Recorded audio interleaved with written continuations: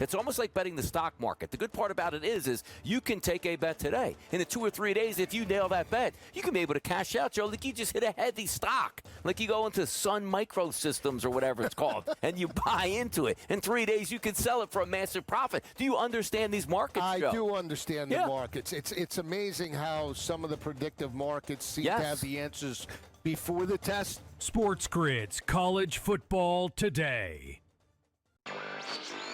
8 3-minute rounds. The gloves are 10 ounces. And Anthony Joshua weighs like 250 pounds. So I'm not really sure how this is going to end up happening.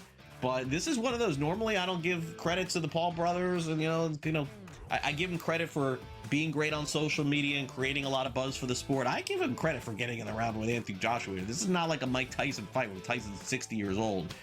Newswire. Only on SportsGrid. Travion Henderson and a few others have the Pats at 9-2. Is excellence back in New England, Joe? Excellence is back in a big way. Mike Vrabel came back into town. Drake May has come out of his shell, and Travion Henderson has come out of, I don't know where he was. He was in obscurity, but he had 3 touchdowns on Thursday night. Fantasy Sports Today. Only on SportsGrid.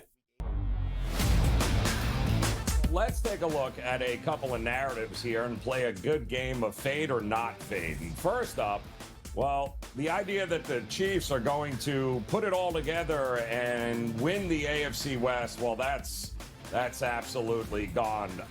Absolute fade from this point on, Donnie, with the Chiefs. Their 10-year reign is over. It's done with. The Early Line. Only on SportsGrid.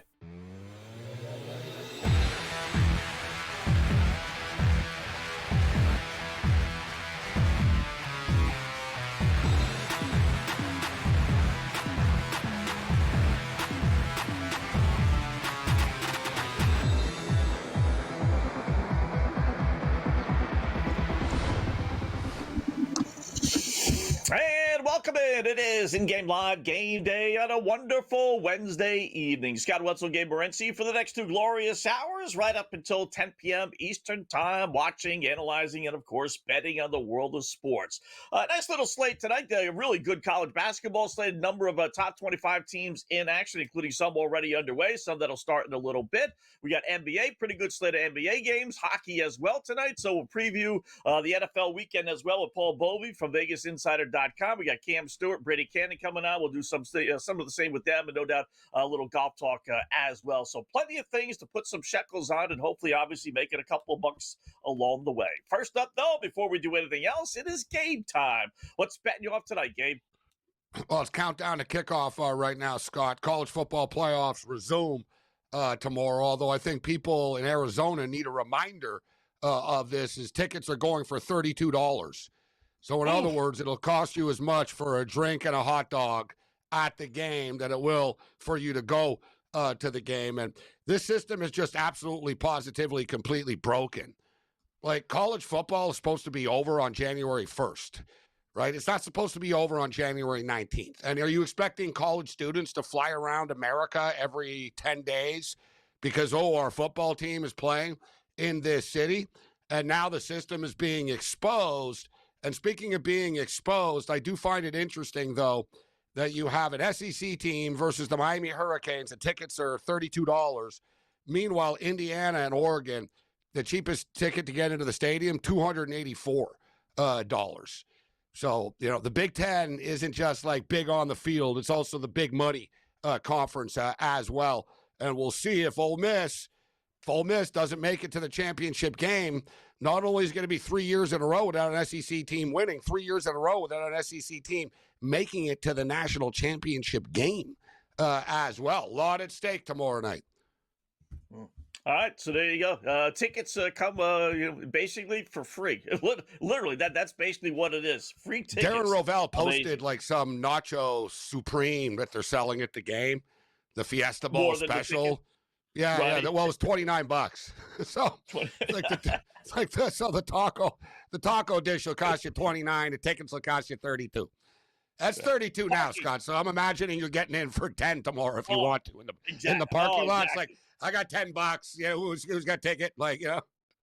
Exactly. You could basically walk in there for free. Wow, that is amazing. All right, opening pickoff time. I'm going to begin with some college basketball. Like I said, decent little slate of games tonight, including Purdue and Washington tipping off here as we speak. I got to grab the Boilermakers laying 16.5. This is one of those classic games in which they just win by 20-25 going away. They're 13-3 against the spread their last 16 home games. That's pretty impressive because they've been good for a long time, so you know they're laying decent numbers like this tonight. Purdue is also 22-6 against the spread following a victory, which they are right here. And then it takes two to tango. Washington 2-5 against the spread on the road against a team that has a winning home record, as obviously Purdue does. So that tells you Purdue does well in these spots and Washington does not. It's a big number, but give me Purdue, Gabe. They're laying the 16.5 to start off our pickoff. I like that game as well, and we'll get to that game momentarily. I'm going to start off with the NBA here. And I'm watching the Charlotte Hornets play well once again right now as they're up 10 on the Toronto Raptors. And, of course, they just beat the Oklahoma City Thunder by, 27 points? It was the largest win in NBA history against the defending NBA champion and NBA MVP. And Oklahoma City are only 6-6 in their last 12 games. You got to believe that at some point that, you know, if there was ever sort of that sort of wake-up call and humiliation and cold shower – and sort of, I wouldn't want to be the team that's playing them next. It's tonight. It's now. And, by the way, it's the Utah freaking Jazz rolling in to Oklahoma City tonight, all right? I expect this thing to get ugly. So I'm attacking this. Let's lay the 11 in the first half, Scott, with the Oklahoma City Thunder. After losing by 27 to the Charlotte Hornets, I'm expecting a very strong start tonight for Oklahoma City. I like that one. I like that one a lot. Maybe a first half play as well. Over 144.5 South Florida at North Texas. This is going to be a battle of wits game. You know, it's an off the beat radar game, but it's actually, you know, quite intriguing if you like strategic stuff. Why? Because South Florida is 12th in the nation in scoring, but 323rd in defense. Meanwhile, North Texas is 315th in scoring, but 12th in defense. They're the antithesis of their college football team, which scores 70 points a game. So a battle of wits. So where we're going to go, give me the over. I think South Florida can get North Texas to run just a little bit.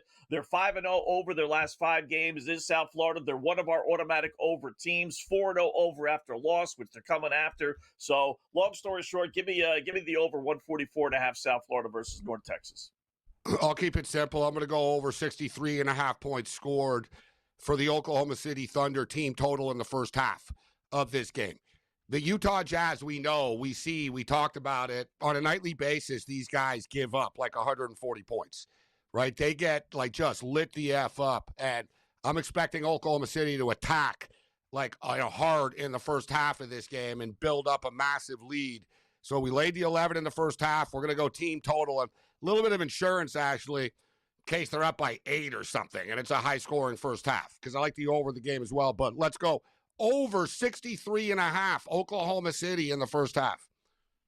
I like that. I think they're going to come out flying. So how about this one? Over 138.5 college basketball. Valpo versus Illinois State. The Beacons. Yeah, I know you're saying, no, they're the Crusaders, Scott. Not when the woke world got involved a couple of years ago. They're the Beacons now. But I think we're going to get some points tonight. Valpo is 6-1 over their last 7. 10-1-1 over on Wednesdays, which I wouldn't necessarily make a bet based on that. But when you're making your case, it sounds good. I'll throw it in there. Why not? Illinois State's a really good team. So you got a really good team, and you got a team that wants to go up and down the court. That spells points to me. It's only 138.5. I think we get a good game tonight. Illinois State's laying 7.5. I was going to take them, but give me the over 138.5 Valpo, Illinois State. Yeah, they changed the Crusader name a couple of years ago, which was, you know, kind of like whatever. Like there's much more sort of, if you really want to get into it, right? They basically changed the name because they said that the Crusaders killed people, right? But so did Vikings, right? So did Buccaneers, so does Thunder, right? Like, so does Thunder. Like, if we really want to get into it, I've always thought, they said, you know, all the Washington Bullets get, you know, that's too bad. Like, it's like, all right, so, well, you know what, like, I don't know, we go with Wizards. That's black magic, wizardry. Like, you know what I mean? I can come up with something bad about every name and tell you, oh, that's offensive. Like, no, that's like, They said, how many people like die by thunder a year, right? Oh, Oklahoma City Thunder. Like, where does it end? So the Crusaders are just stupid that they changed their name, but it is what it is. Jazz, Oklahoma City, over 240 points. For me, we're expecting a track meet. We talk about the Jazz. Listen, Oklahoma City are going to score. The question is, what is Utah going to give us? But we know Utah score, right? So I'm kind of figuring that this is one of these, 141 to 117 type of games. Like, literally. I'm expecting Oklahoma City to get to the 135s, 140s type of deal in this game. So let's go over 240 points with the Jazz at Oklahoma City. All right. My last one, NBA. I'll grab the Phoenix Suns laying 4.5 against Memphis. Phoenix is one of the absolute best. All the headlines went to Houston with that Kevin Durant trade, and maybe rightfully so. But I'll tell you what, the Suns, Houston's doing well also, but the Suns aren't, they didn't take any back seat with that deal. They played very well this year. They're one of the absolute best against the spread teams in the NBA. They've won 6 of their last 8. They're on a 9-1 against the spread run. Memphis, albeit after a win, is still lost 4 of their last 5. Give me the Suns on the road laying 4.5. The Suns are a completely different built team now, right? They were a country club team with Bradley Beal and Kevin Durant. Now they got ballers. They actually play defense and stuff. We're wrapping up with Purdue. Earlier today it was 17.5. It's come down to 16.5, which I don't really get. As well as Washington's guard is out tonight as well. They're going to be in trouble tonight. Purdue love beating up on bad teams. It's going to be a rout. Opening kickoff in the books.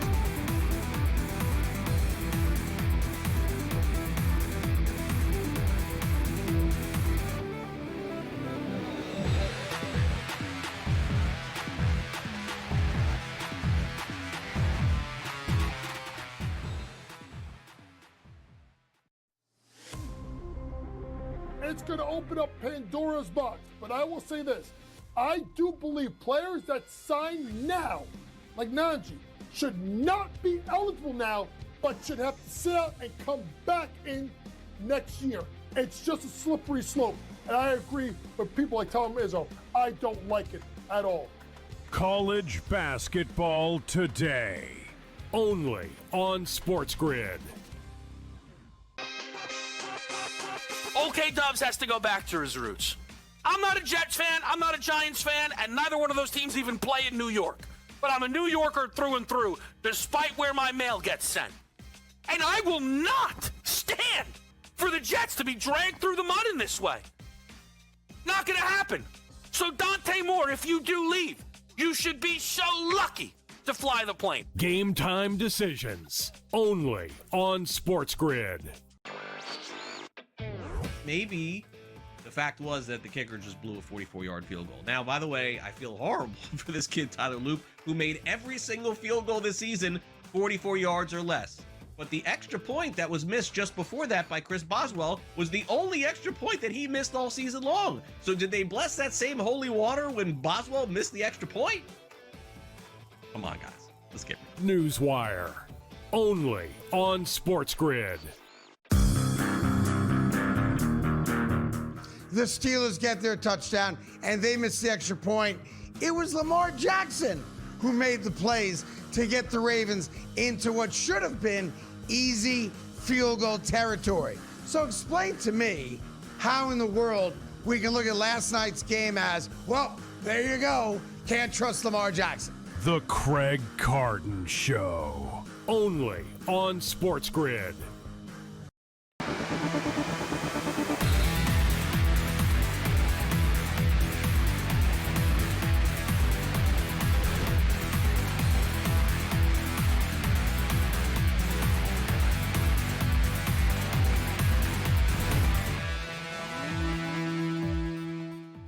All right, welcome back in Game Live. Game Day here on the grid. Scott and Gabe, hour number 1. We are in with our opening pickoff. Mine, real quickly to recap, Purdue laying 16.5 against Washington. Over in the South Florida, North Texas game, 144.5 it was to start. Over in the Valpo, Illinois State game, 138.5. And then I'll take the Phoenix Suns laying the 4.5 against the Memphis Grizzlies. Gabe, what are your 4? I'm going to go with the Oklahoma City Thunder, minus 11 in the first half. Oklahoma City Thunder to score over 63.5 points in the first half. Jazz in Oklahoma City over 240 points, and we laid the 16.5 with the Purdue Boilermakers. And we were just talking last night about these West Coast teams in the Big Ten that go to the Midwest, and it does not end well for them. So we have another case of this tonight, and people are critical of Matt Painter and Purdue. They've been unable to finish off the job, but it's funny how people will say, oh, Matt Painter's a big choker and stuff, but they hype up Kelvin Sampson in Houston every year. Like, you know what I mean? Like, you know, it's like, well, don't they do the same thing? Aren't they like ranked, you know, in the top 5 and don't win? Right? Purdue are really good. And maybe, you know, they're going to be in the mix, Scott, when it's all said and done, right? The Big Ten is good this year in basketball. I'll be the first to admit it, that the Big Ten has been overrated in basketball over the years. Oh, the Big Ten, they play physical. It's like, yeah, you play physical. You can't score. You can't beat real teams. You sort of like SEC of football. You beat each other and you sort of glorify it. All you need to know is, when's the last time a team from the Big Ten won a national championship in basketball? Yeah.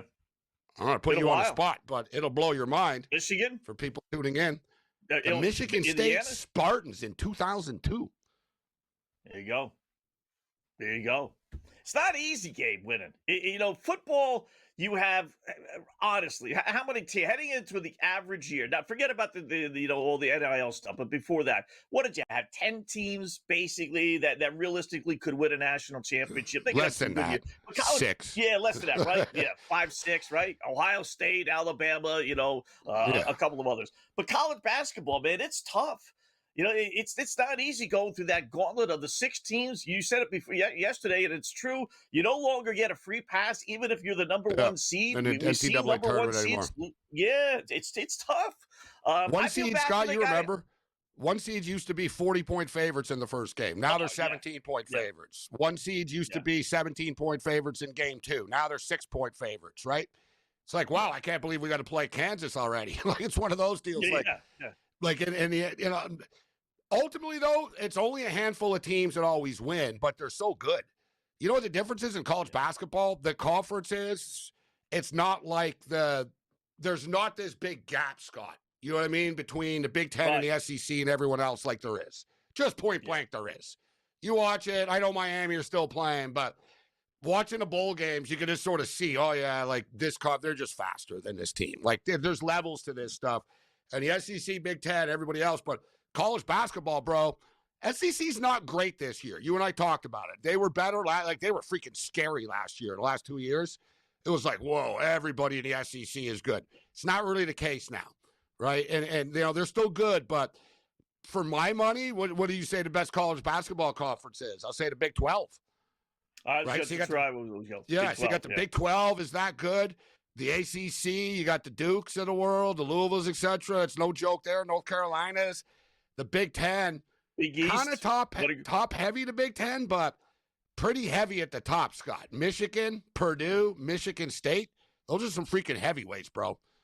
Like, those are some heavyweights that can play with anybody in the country. Big East are kind of the, you know, they're smaller. Let's call it out for what it is, but UConn are badasses that carry. Like, other than UConn, who's ever won from the Big East? Let's be real.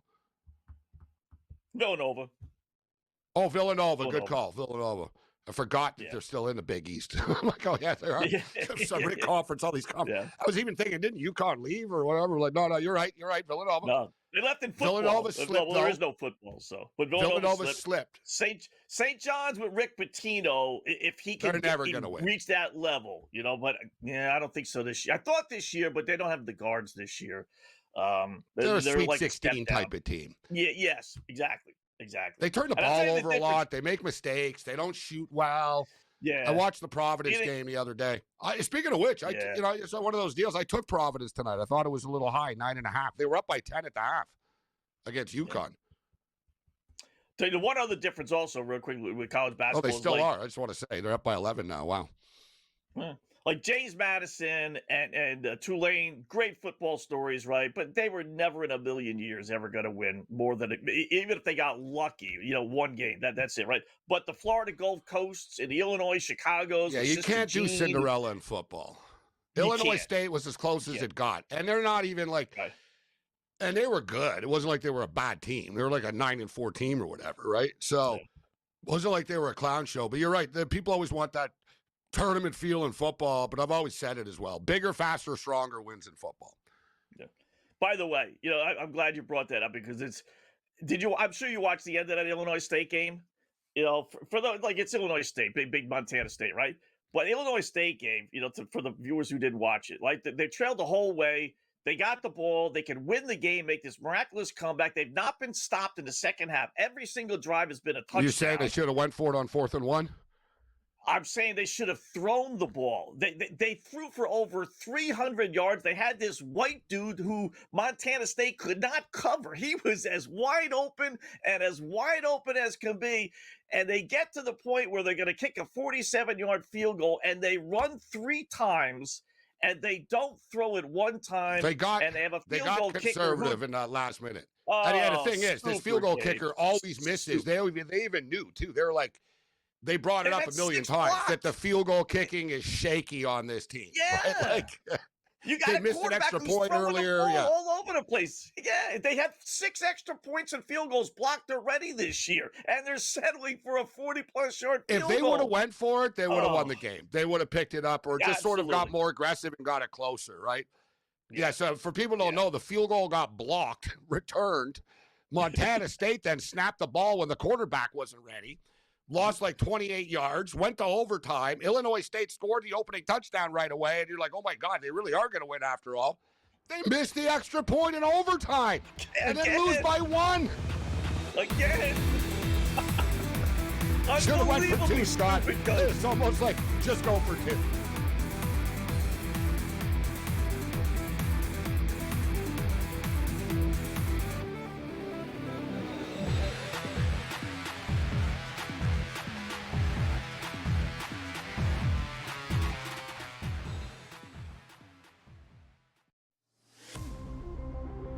It's going to open up Pandora's box. But I will say this.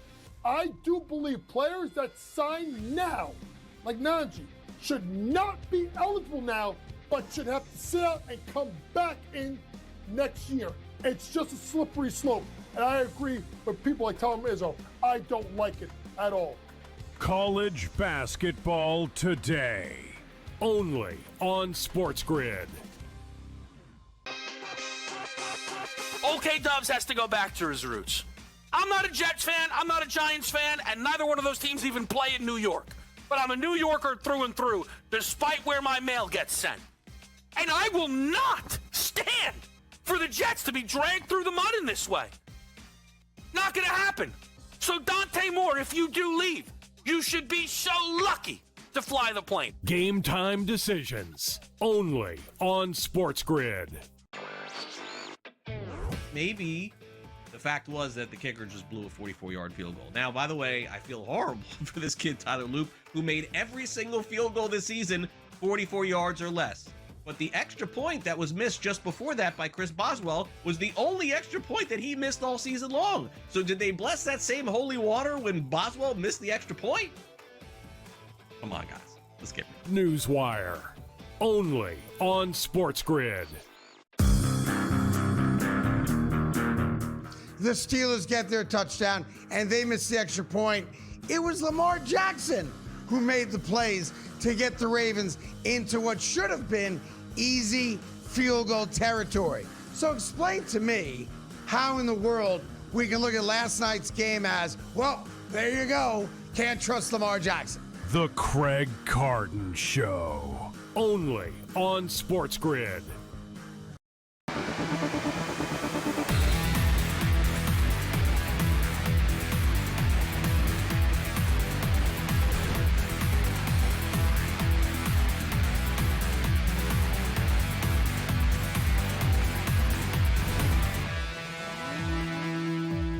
Welcome back in Game Live, Game Day here on the grid. Scott and Gabe, hour number 1. We got Paul Bovey, VegasInsider.com coming up in a couple of minutes, and we'll do some NFL talk with him. I can't believe I'm going to say that. I never thought in a million years I would say this on an NBA night, which has a bunch of games. But I tell you what, Gabe, 2 of the more games I was looking forward to just seeing the outcome, not necessarily betting, but seeing the outcome, was Washington and Philadelphia and Charlotte and Toronto. I mean, why those 2 games, Scott, right? I don't know what's going on in the NBA, but the Wizards are actually 5-2 their last 7 games. The god-awful biggest waste of human flesh in basketball uniform Wizards are all of a sudden playing good ball, and Charlotte's playing good ball. We talked about their win against Oklahoma State, and I was curious about Charlotte more so because they've been playing, they come off that monster win. And this is a tough spot for any team to win against the champs like they did, and then 2 days later get back on the court. And lo and behold, here they are leading at halftime against the Raptors 50-45. This is a typical spot where they'd get blown out, by 25 points and go back to being the Charlotte Hornets. But maybe they've turned the corner. And they're actually shorthanded tonight. They're missing a couple of players, Charlotte, tonight. Wow. They were up by 10 at one point, 12 type thing. Yeah. I'm watching the game. I have it on right now. It's halftime. It's just the second half is set to begin right now. And the Raptors have been kind of lackadaisical, kind of flat to start. And the Raptor announcers are very big homers. I'm not going to lie. Like, they're massive homers.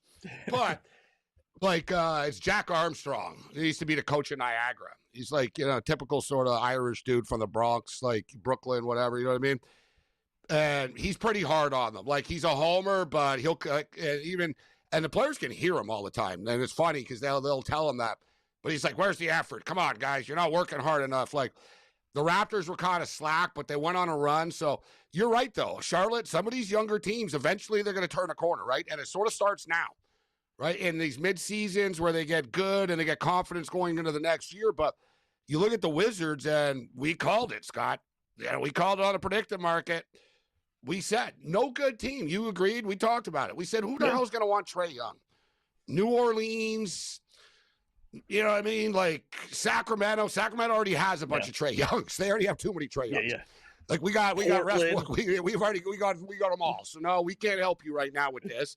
We're not trading one of us for you. Like, it's the same thing. No one wanted Trae Young. And this is great. Trae Young's agent leaked tonight that Trae Young's preferred destination, Scott, is the Washington Wizards. The Wizards, like, because that's the only damn team that wants you. Like, you know what I mean? Yeah. So he's smart. He's saving face a little bit. I'm telling you, he went up to Scotty Barnes after the game in Toronto the other day, and he said, man, you guys look really good, man. Thinking about hooking up with you.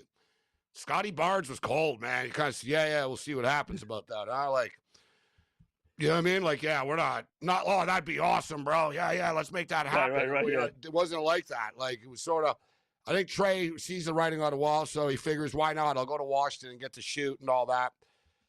I don't know if you're Washington, do you really want to do this? Like, you know what I mean? Like you said, kind of getting better now. I don't know if I want Trae Young on my team. Yeah. The problem with the trade also is, I mean, I suppose theoretically, he's got a year and a half left, right? This year and next year. It's C.J. McCollum as well. So it's C.J. McCollum and someone else. Yeah. You got to give him an extension. That's, Yeah. You got to pay him. Theoretically. So you want to bring him on, take the chance that he'll walk after next year. You don't want to do that, he's right? Not so terrible, Scott. It's not like he's terrible. So if you're Washington, you are getting a guy. He will score 25 points a night. Yeah. But is that environment any better for him, mentally and physically and whatever the case may be down in Atlanta? If he can't win with Atlanta, Atlanta's better than Washington. I mean, he needs to go to, I know it's not going to happen, but he needs to go to a winner team. He needs to go to a winning team. His teammates in Atlanta don't want him. Yeah. Like, you know what I mean? He knows it. Like, the feel, like, it's one of those, dude, we're better without you. Like, you know what I mean? We don't. Yeah. We're moving on. Like, there's sort of this, it's not your team anymore, right? He's sort of lost, like, anytime that they, you know what I mean? It's that open that the team says, yeah, we give you permission. Basically, and it's one of those deals, guys. They gave permission to the agent to shop to himself. So it's not even the Atlanta Hawks, like, that are saying. The Hawks, no. Dude, they don't want to be cold and tell them, no one wants you, Trae. So they told the agent, dude, call around and see if anybody wants him, and we'll see if we can make a deal. That sounds like the Wizards are the only ones in the mix. Boy. How about that? The chances of, we talked about Luka and Trae Young when they were traded for each other draft day, and now both. Both have had some success, but I don't both know, dude. Luka, if they look at their numbers, they're kind of similar, to be honest. Like, I'm just saying. Football talk. Paul Bowman coming up next.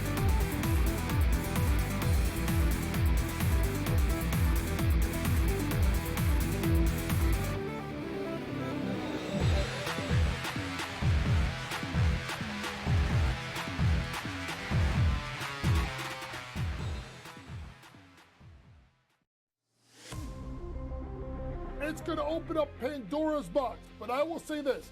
I do believe players that sign now, like Najee, should not be eligible now, but should have to sit out and come back in next year. It's just a slippery slope. And I agree with people like Tom Izzo. I don't like it at all. College basketball today, only on SportsGrid. OK Dubs has to go back to his roots. I'm not a Jets fan, I'm not a Giants fan, and neither one of those teams even play in New York. But I'm a New Yorker through and through, despite where my mail gets sent. And I will not stand for the Jets to be dragged through the mud in this way. Not gonna happen. So Dante Moore, if you do leave, you should be so lucky to fly the plane. Game time decisions, only on SportsGrid. Maybe the fact was that the kicker just blew a 44-yard field goal. Now, by the way, I feel horrible for this kid, Tyler Loop, who made every single field goal this season 44 yards or less. But the extra point that was missed just before that by Chris Boswell was the only extra point that he missed all season long. So did they bless that same holy water when Boswell missed the extra point? Come on, guys. Let's get it. Newswire, only on SportsGrid. The Steelers get their touchdown, and they miss the extra point.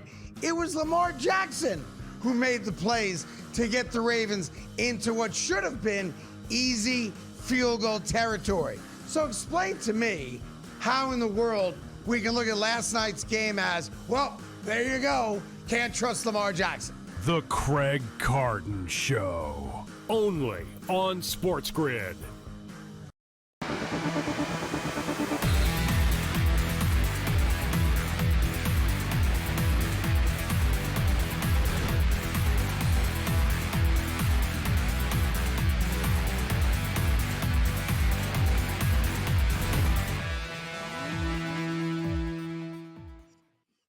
All right, welcome back. In-game live, game day here on the grid. Scott and Gabe, hour number one. We'll put all the baskets and hockey aside. We'll get to it back, no doubt. Let's talk a little NFL. We got some monster games, obviously, coming up. Which is welcome in Paul Bovey from VegasInsider.com, who you see in here all the time here with Gabe and I. VegasInsider.com. What's going on, Paul? How are you tonight? It's been great, man. Solid NFL run, and we're looking forward to a great weekend here. I already got a couple of plays down, and hopefully Gabe's going to agree, and I'm sure he will since I'm on the Buffalo Bills. I'm sure. Of course. I'm sure that's what. I'm sure when you're putting your $10,000 bet in, Paul, you're thinking, wonder if Morency agrees with this. I don't know if I should put this in. It's no fun, but it's no fun if you agree with me. That's the problem. I know. Yeah, you told the story about the Houston Cougar future the other day, and you told me to put it under my pillow. But so the Bills, I brought this up the other night. The Buffalo Bills, pretty daunting. This is unbelievable. The Bills have not won a road playoff game since 1992. Josh Allen has never run imagine. Jim Kelly was the last quarterback to win a game on the road for the Buffalo Bills in the playoffs. We got to win 3 of them to get to the Super Bowl. Yeah. Everybody loves the Jags, but you're going to come contrarian here with the Buffalo Bills. Let's rock, Paul. Hey, man, I'm not sold on the Jaguars. You know, that game against the Rams on early Sunday morning, that game just resonates. And then followed up with that contest against the Raiders. They go up and down the field. Davis Mills throws for 300. And who have they really beaten? They beat the Titans twice, the Colts twice as well. And you had, an injury to Daniel Jones. He was 5 of 7 for 60 yards to that point. They were going down the field, the Colts were, and they were completely derailed. And that really unwound their season, and then they held on against the Colts 23-17. They did have a solid game against the Broncos 34-20, but Bo Nix still threw for 340 yards. I'm just not sold on him. And Buffalo, you got pedigree, you got Josh Allen, major edge at quarterback. I don't think Trevor Lawrence has morphed into Johnny Unitas on the strength of the last 7 or 8 games. I'm sorry, I'm not a believer. I'm going with the Bills.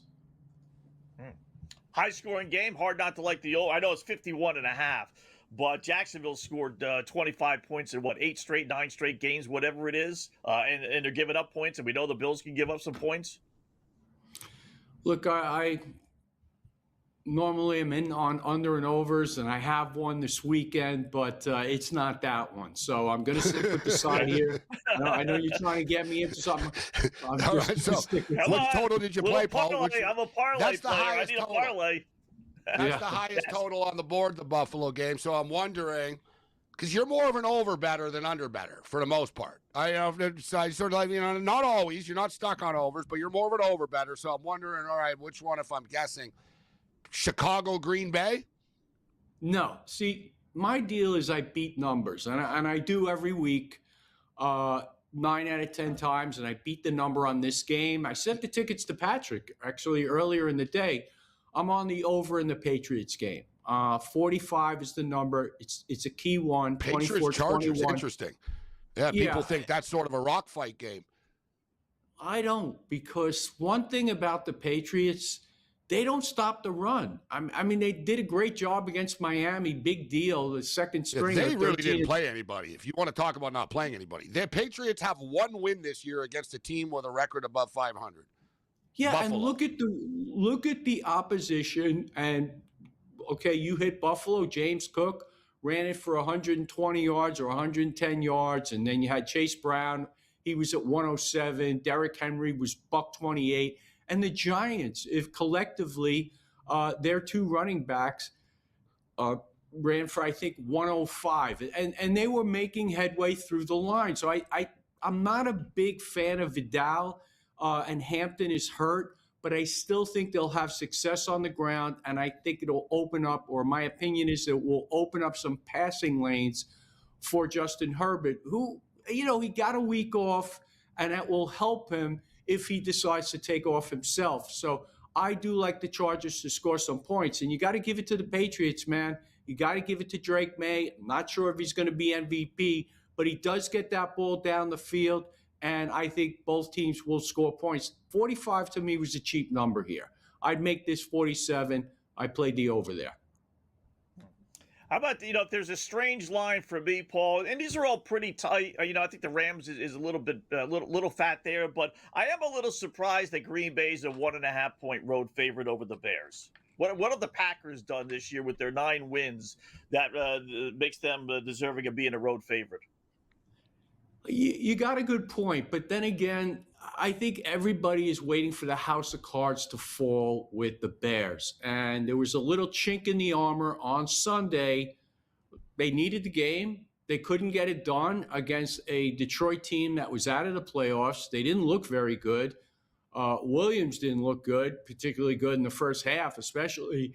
So I just think that Green Bay is a deserving favorite here. I think people will anoint them as a better team. Will they get the victory? I'm not sure. The offense, they have been languishing as well. So this is an interesting game. It's not one that I'm going to play pre-flop. I may decide to play it live, as I do often, but no opinion on the game. You mentioned beating the number, Paul. When the numbers immediately came out last week, I said, man, San Francisco, a pretty beat-up football team, and it's sitting at 3 right now. It's climbed, and it continues to climb. I don't know how high it's going to get, up to 4.5, but what's your opinion on the Eagles and the Niners game? Listen, as you know, on this show, I've been in the Fugazi corner of the San Francisco 49ers. That defense is not good. But I know everybody's onto it now, but I was onto it 7 weeks ago or 6 weeks ago, and I had Seattle for the division. I got cute, tried to hedge it with San Francisco in a teaser. They didn't get the job done, 13-3. And, the defense was exposed again, man. The running backs, no resistance there. Now you got Bethune out for the season, and then you got D. Winters, who's questionable. Those are their top 2 tacklers. I understand Philadelphia on offense. Man, they've stunk it up this year. They only got to 20 points, 3 out of the last 9 games. But everybody gets healthy against the San Francisco 49ers on offense. And that should be the case here. if the Eagles don't get to 24, 27 points here, something's wrong. I correlated this, and I played the Eagles, and I played the over on the game. I got 44. Eagles and over. Eagles get to 24 points. I'm going to catch at least a push on one side, and I did play some money line Eagles. I think they're the play. I think Barkley should have a good game. Yeah, Jalen Hurts will run more now in the playoffs, guys. He didn't run in the regular season. Right now it's a playoff game. He'll take off. And they've been saying, basically, don't worry about it. We've been saving Barkley, right? So I would expect they're going to tie him. Barkley's going to get a lot of touches, Scott and Paul, I would expect. Yeah. Maybe some of his props, Paul. Yeah. I'm looking for a playing partner with the Rams, a 3-team tease, 10 points. So I got the Rams, but I tell you, I'm really having trouble. I do like Philadelphia as well. Maybe bump them to plus 6.5. But if you were going to do a Houston 2-team, plus 7, Scott, that'd be my suggestion.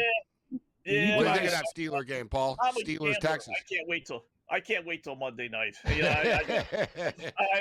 know that's you need smart you move, can't but I can't wait till Monday night. So I got the Sunday. Any 2 for Sunday, Paul, or Saturday. I got to tell you, Scott, I'm not a guy to cross over zeros on 3-team 10-pointers. It's not something that I do. Maybe I'd look at a total. I'd have to think about that a little bit. I understand where you're going. You want the Rams just to get a win and be live, but I can't give you an answer on that right now. Paul Bowman, great job, man. Always love to talk to you. VegasInsider.com.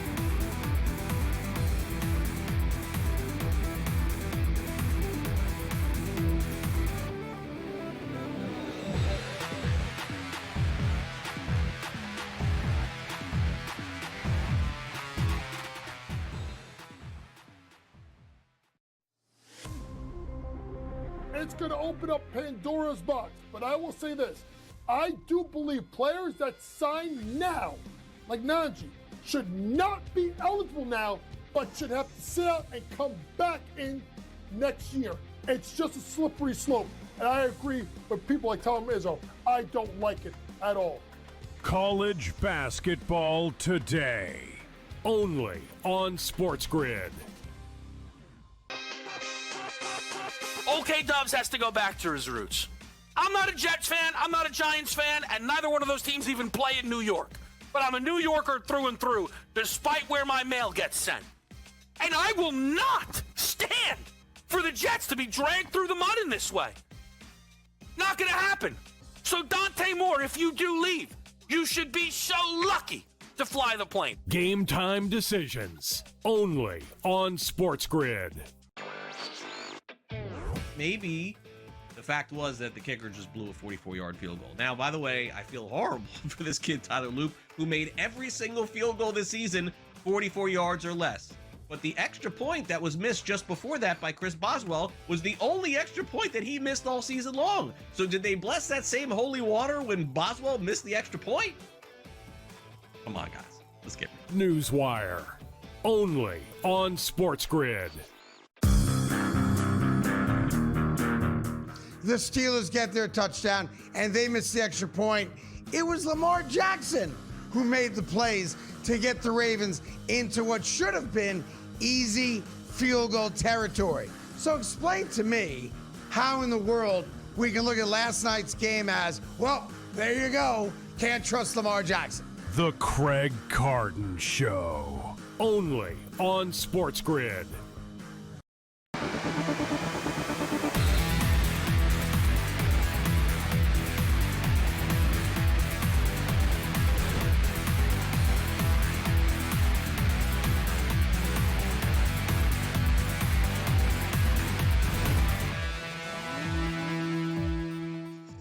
All right, welcome back in Game Live, Game Day here on the Grid. Thanks again, Paul Bovey from VegasInsider.com, joining us as he does from time to time. Always good to get some insights from him. Yeah, it should be a really great. It started tomorrow, right? You get the college football Thursday and Friday. Yeah, 5 straight days of football. Well, yeah, great football, right? Not just Thursday, football, Friday, great. Saturday, Sunday, Monday.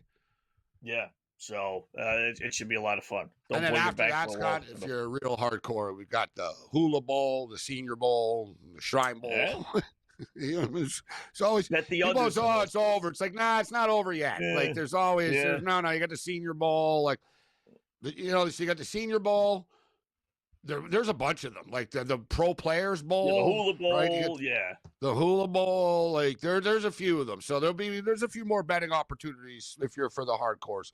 And then, hey, we're not that far off from the UFL season kicking off again. Yeah. Isn't it amazing? Mid-March. They'll opt out of the bowl games, but then they'll play in the Hula Bowl, 4 weeks later. It's like, yeah, but now they're playing in the Hula Bowl to make money in the future. Yeah. This is where it's real. My boy Rick Saratella's at the Hula Bowl. He's been posting videos, and it's hardcore, man. It's like kids, like he was doing like head-to-head. It's like some D lineman from Louisville going head-to-head against an O lineman from Rutgers, and like, this ain't glamorous stuff, guys. They're in like Daytona Beach in Florida. Like, it's hot as hell. Bunch of scouts look at them and stuff, but those are all the dudes that are going to be the 4th to 7th rounders type of deal. You know what I mean? Right. Yeah. Like, they're not, if you're playing in the Hula Bowl, you're not like projected for the first 3 rounds. Yeah. Like, you're like, no, I'm not a 7th rounder. I'm a 4th rounder. Like, you're trying to prove yourself that I'm better than you guys think I am. Yeah. I want to get into the draft. The guys, you see true. Ty First Simpson? and second rounders aren't going to risk it. Yeah, I saw Ty Simpson. He's not any good. I mean, he had a nice little year.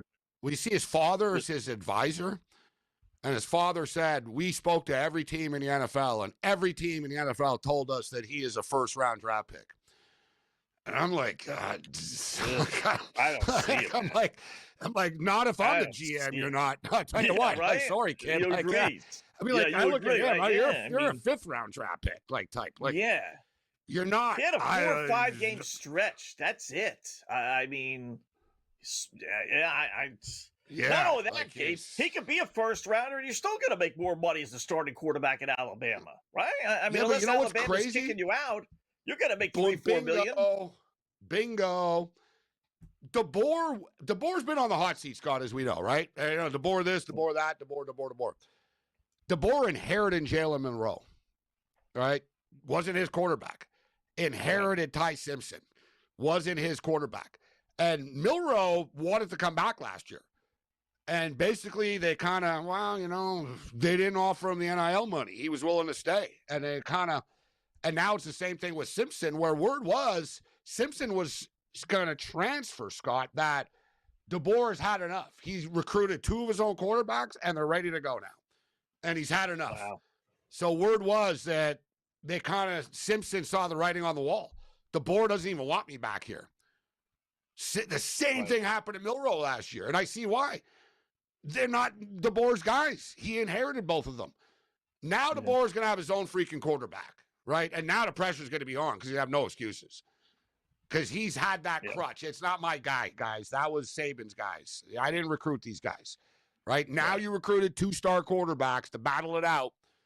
Okay, let's see what happens next year. But so, there was talk about Simpson transferring to like another SEC school even. And I guess they decide, it's very similar to Quinn Ewers last year, Scott. Quinn Ewers didn't really want to leave. Yeah, they were like, dude, Arch Manning is starting next year. They just basically told him, Arch Manning will be the quarterback next year. Thank you for your service. If Quinn Ewers was a quarterback at Texas this year, they're probably playing tomorrow night. Yeah. Seriously. Probably.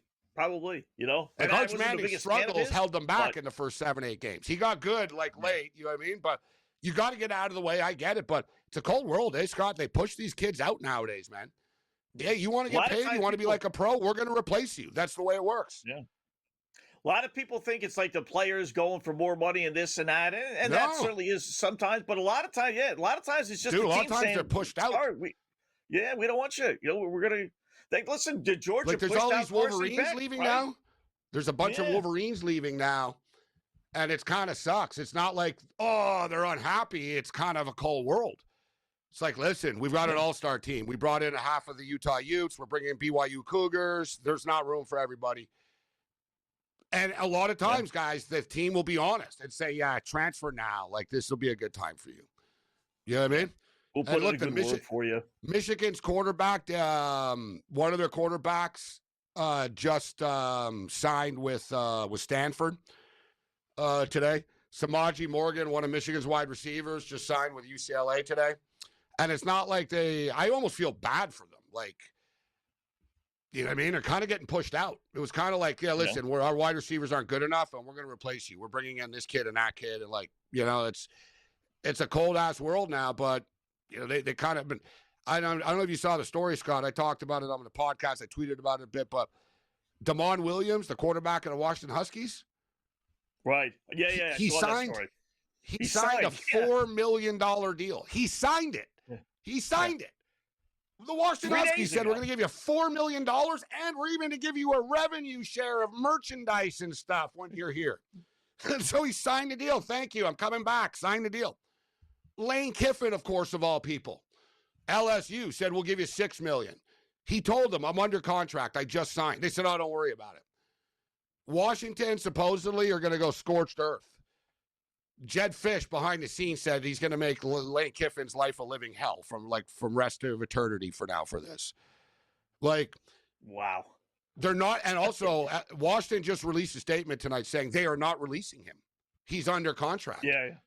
They said, no, you can't do this. So if you're Williams, man, why did you do this kid over an extra $2 million or whatever, bro? Like, it hurts your rep. You know, what if you get caught in a lawsuit and you don't end up playing for either team now? No. Like, you really got to think about this stuff, bro. Like, because now Washington aren't going to want you back because they found out on Instagram. He didn't even tell them. So the players on Washington are all like, screw this guy. And Washington are like, we're not letting him go to LSU. He might be getting stuck in purgatory. Good old Lane Kiffin. Lane, everything he touches, man, he's a snake, this guy.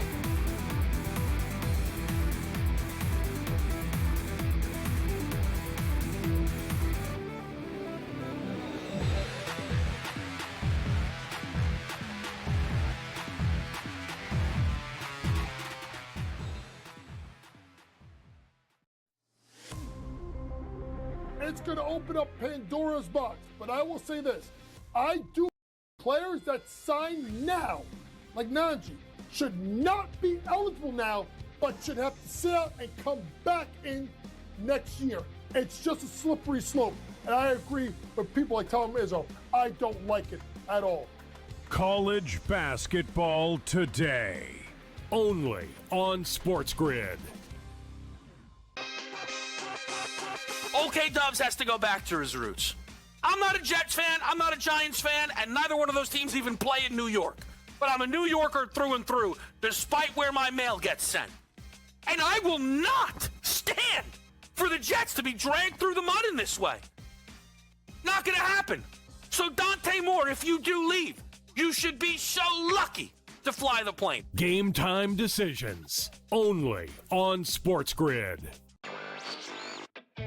Maybe the fact was that the kicker just blew a 44-yard field goal. Now, by the way, I feel horrible for this kid, Tyler Loop, who made every single field goal this season 44 yards or less. But the extra point that was missed just before that by Chris Boswell was the only extra point that he missed all season long. So did they bless that same holy water when Boswell missed the extra point? Come on, guys. Let's get it. Newswire, only on SportsGrid. The Steelers get their touchdown, and they miss the extra point. It was Lamar Jackson who made the plays to get the Ravens into what should have been easy field goal territory. So explain to me how in the world we can look at last night's game as, well, there you go, can't trust Lamar Jackson. The Craig Carton Show, only on SportsGrid.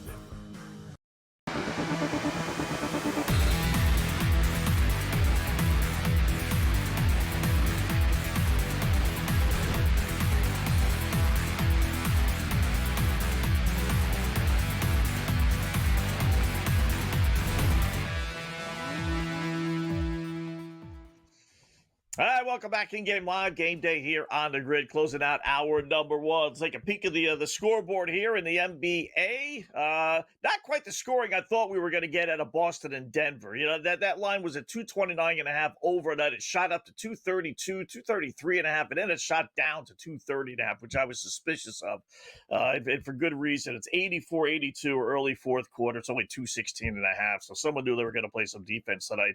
Knicks are in a little bit of trouble again.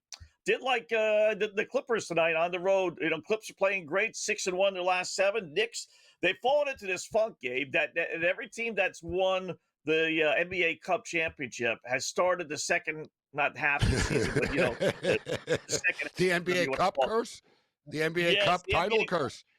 Yeah, they're all like the Knicks are 5-6. You know, the Lakers went like 2-5. Same thing last year. Whoever OKC, I think it was. But they all start the second half, or after the Cup championship. It's not really the second half, but little bit of a downer, which is kind of a good sign. Which to me says that they really do care about the Cup championship. That's the positive out of it.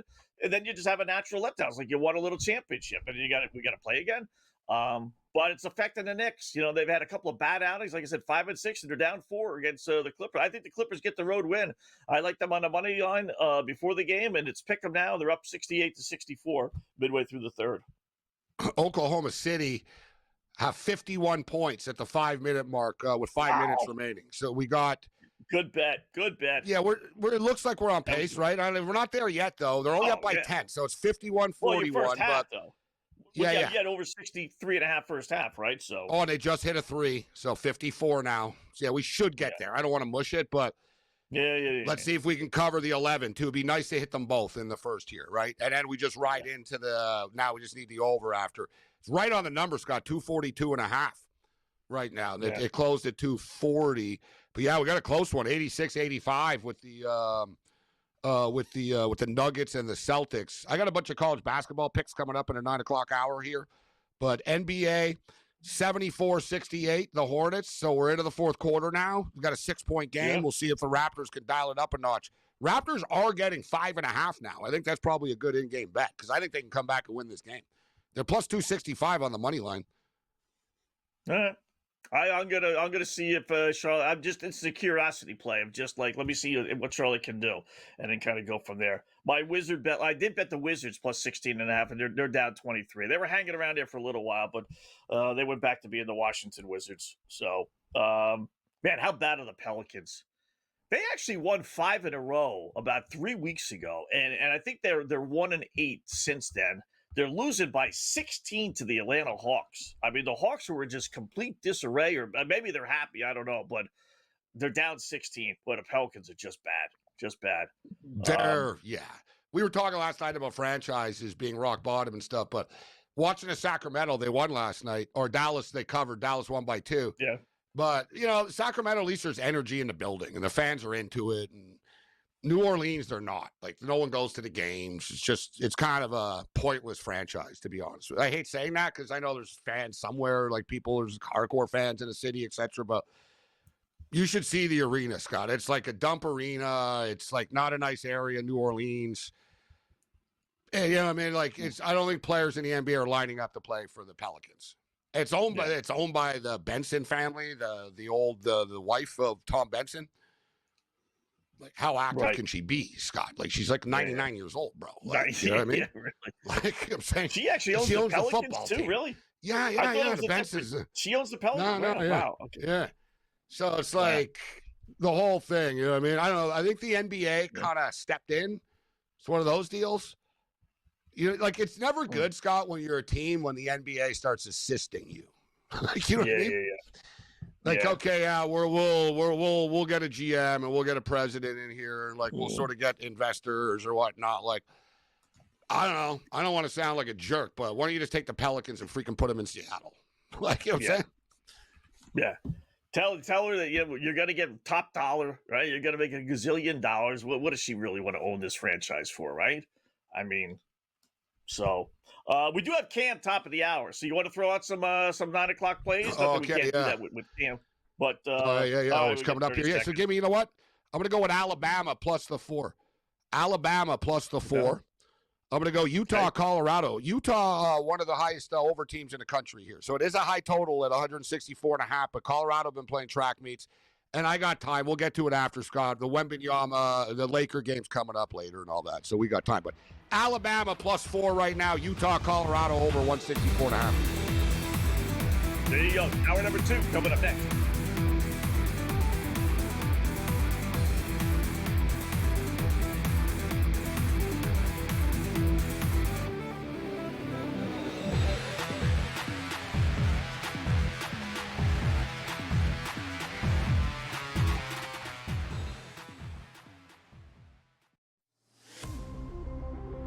it's going to open up Pandora's box. But I will say this. I do believe players that sign now, like Najee, should not be eligible now, but should have to sit out and come back in next year. It's just a slippery slope. And I agree with people like Tom Izzo. I don't like it at all. College basketball today, only on SportsGrid. OK Dubs has to go back to his roots. I'm not a Jets fan, I'm not a Giants fan, and neither one of those teams even play in New York. But I'm a New Yorker through and through, despite where my mail gets sent. And I will not stand for the Jets to be dragged through the mud in this way. Not gonna happen. So Dante Moore, if you do leave, you should be so lucky to fly the plane. Game time decisions, only on SportsGrid. Maybe the fact was that the kicker just blew a 44-yard field goal. Now, by the way, I feel horrible for this kid, Tyler Loop, who made every single field goal this season 44 yards or less. But the extra point that was missed just before that by Chris Boswell was the only extra point that he missed all season long. So did they bless that same holy water when Boswell missed the extra point? Come on, guys. Let's get it. Newswire, only on SportsGrid. The Steelers get their touchdown, and they miss the extra point. It was Lamar Jackson who made the plays to get the Ravens into what should have been easy field goal territory. So explain to me how in the world we can look at last night's game as, well, there you go, can't trust Lamar Jackson. The Craig Carton Show, only on SportsGrid.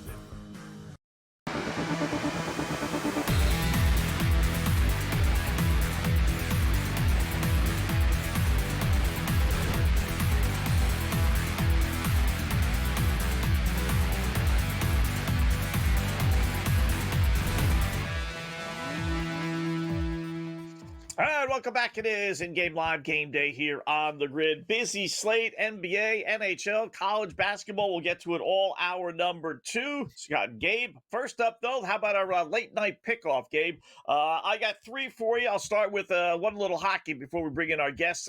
Give me San Jose plus the 1.5 goals. Don't do that too often, but I won't get greedy if they win. I won't be kicking myself getting plus money. I think they keep it close. They're 4-1 their last 5. LA is 4-8 their last 12, and they stink at home for whatever reason. 7-13. We've talked about it many times. So give me San Jose is playing some decent hockey, getting a goal and a half. I think they really could win outright, but I'll go conservative. I'm going to go with Alabama. Plus, it's down to 3 right now against Vanderbilt, so it should be you know what?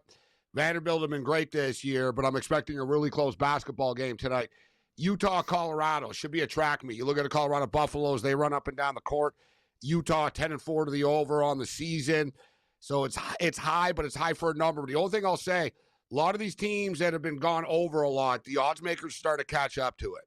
So we're not getting value with the numbers anymore. So this is almost be a lesson learned. If Utah doesn't get there, I'm going to back off.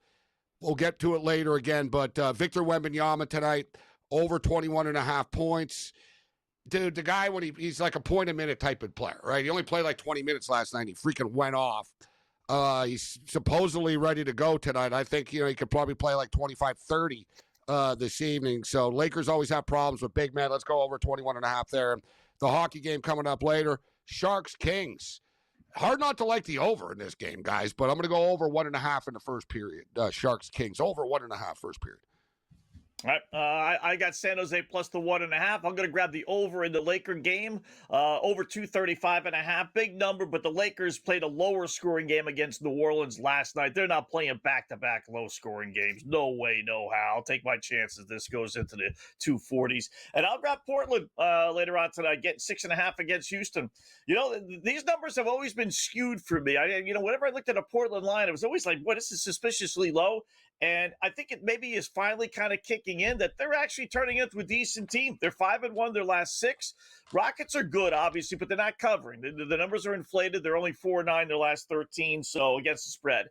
So give me Portland at home plus 6.5. I think they can keep it close against the Rockets. So got Portland are flirting.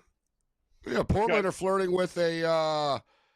They're looking at a They're looking at a play-in spot, right? And it's the real deal. And they've had a lot of injuries, too. But they've got a lot of good young players. They play really hard. I got to tell you, actually, you talk about Coach of the Year and stuff like that.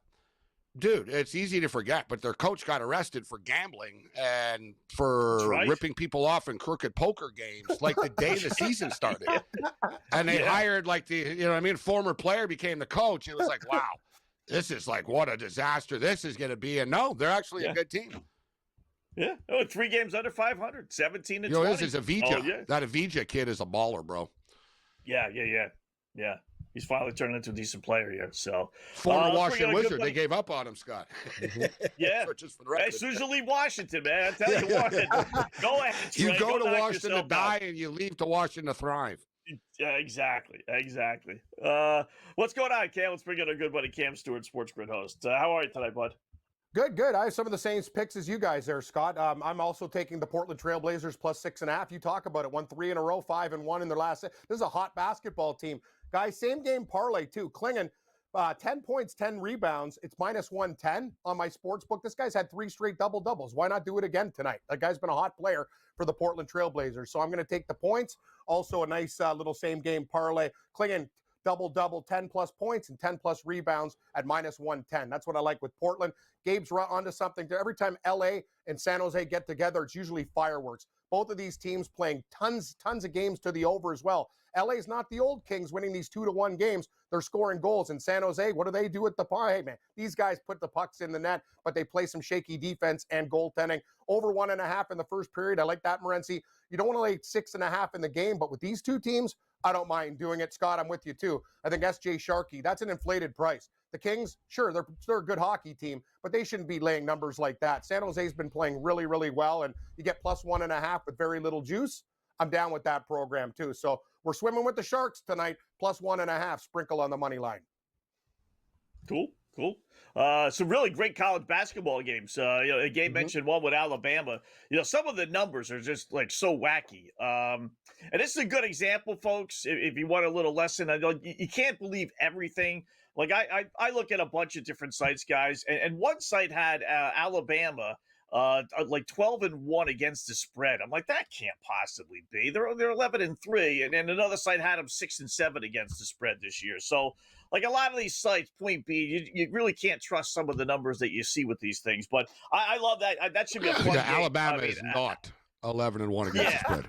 No, they're not. They're 6-7. I looked it up in the third site. I took the one site and I took the other site, then I went with the third site. But Alabama's offense 7th in the nation, Vandy 9th in the nation. 179.5 Cam's a big number, right? But if they don't get there, it's not because these two teams didn't try. I'm going to put a little snibble on the 179.5.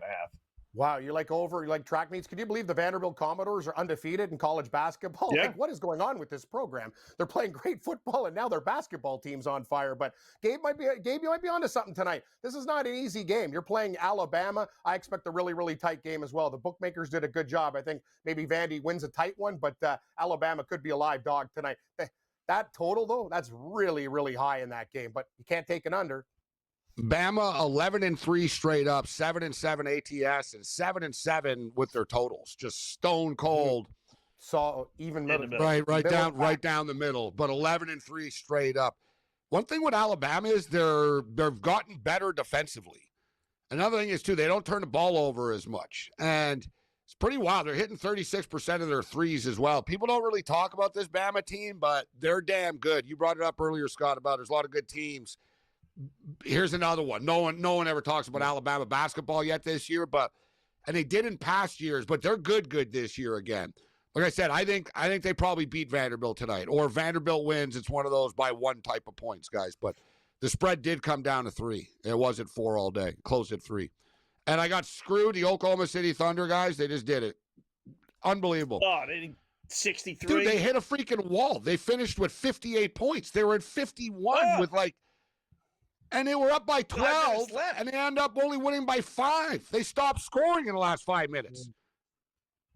They had 54 with nearly 5 minutes left when they hit that 3. It was 54-39. And they end up 58, freaking 53. This team, man, they got problems. Yeah. They do actually. Like they're not covering numbers the way they used to. I could tell you that. No, now they're that's 15 crazy. and a half point favorites in the game right now. That was frustrating though, because I lose the first half and I lose the team total, and they both look like they were both going to hit, and neither of them hit. I just hit the St. Louis Billikens. They just won. That's a 14-1 basketball team now. Yeah. The St. Louis Billikens, they're having a hell of a year too. And the Raptors though have just taken a 1-point lead. 82-81. Remember, Scott, I brought it up. They were plus 265 on the money line. Yeah. You guys That's know, not too, bad. Gabe will tell you, Look at Scott, the the Nuggets, too. Raptors, they have I don't know what it is about the Charlotte Hornets. This team gives the Raptors fits all the time. Like, even at home. Well, like they're when the giving a Raptors lot of play people Charlotte- fits. I know they are. They're a gritty bunch. I'll tell you, when the Raptors are like minus 10.5 against Charlotte, like they can lose outright. It's really weird. Just the Hornets have I'm with the Raptors, Gabe. When I got it too, I took a shot with them, but it's not going to be easy. The Hornets are dangerous right now, and the Raptors better put the throttle down. How about this one, Cam? Denver's up 9 at Boston with 4.5 minutes left. Celtics plus 6.5. Want to grab the C's to keep it close? I got Get enough closer? problems, Scott. No, I got enough. I got enough eggs in the basket here. Like I'm not gonna bet on it. I got hockey coming up at night. I got this and I got that. But no, like there's a couple games I got live, but I don't want anything to do with the Nuggets and Celtics. I'm sorry, but I do have a same game parlay on the other side for another hockey game that we haven't touched on tonight. One of the later action. I know we talked about the Sharks and Kings, but let's take a shot with the Senators and Mammoth. Got a same game parlay after the break. All right, we'll get that when we come back to Game Live Game Day here on the Grid.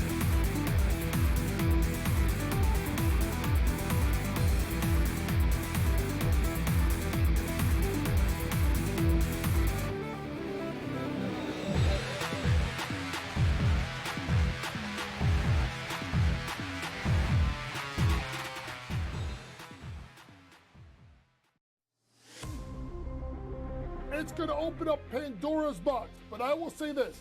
I do believe players that sign now, like Nanji, should not be eligible now, but should have to sit out and come back in next year. It's just a slippery slope. And I agree with people like Tom Izzo. I don't like it at all. College basketball today. Only on SportsGrid. OK Dubs has to go back to his roots. I'm not a Jets fan, I'm not a Giants fan, and neither one of those teams even play in New York. But I'm a New Yorker through and through, despite where my mail gets sent.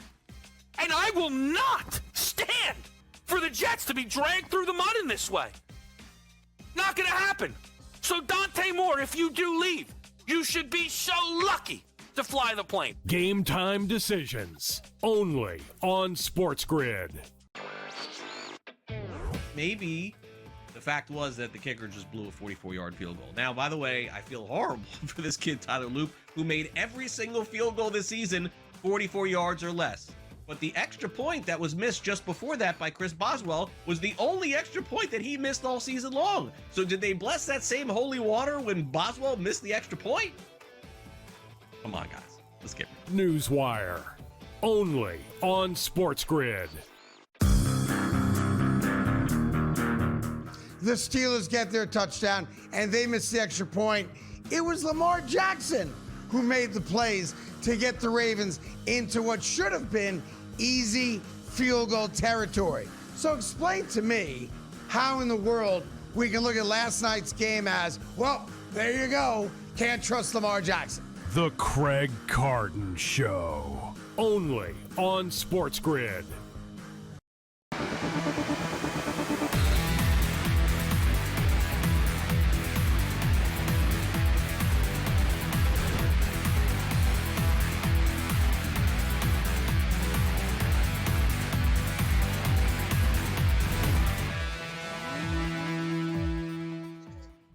All right, welcome back in Game Live, Game Day here on the Grid. Hour number 2. Scott and Gabe chat with our good buddy Cam Stewart. We got some hockey. We got 3 games, in fact, starting here in a little bit, including Utah, Ottawa, St. Louis, Chicago, renewing their rivalry, and then San Jose and LA later next hour, Cam. So you got a nice little double winner for us in this Ottawa-Utah game?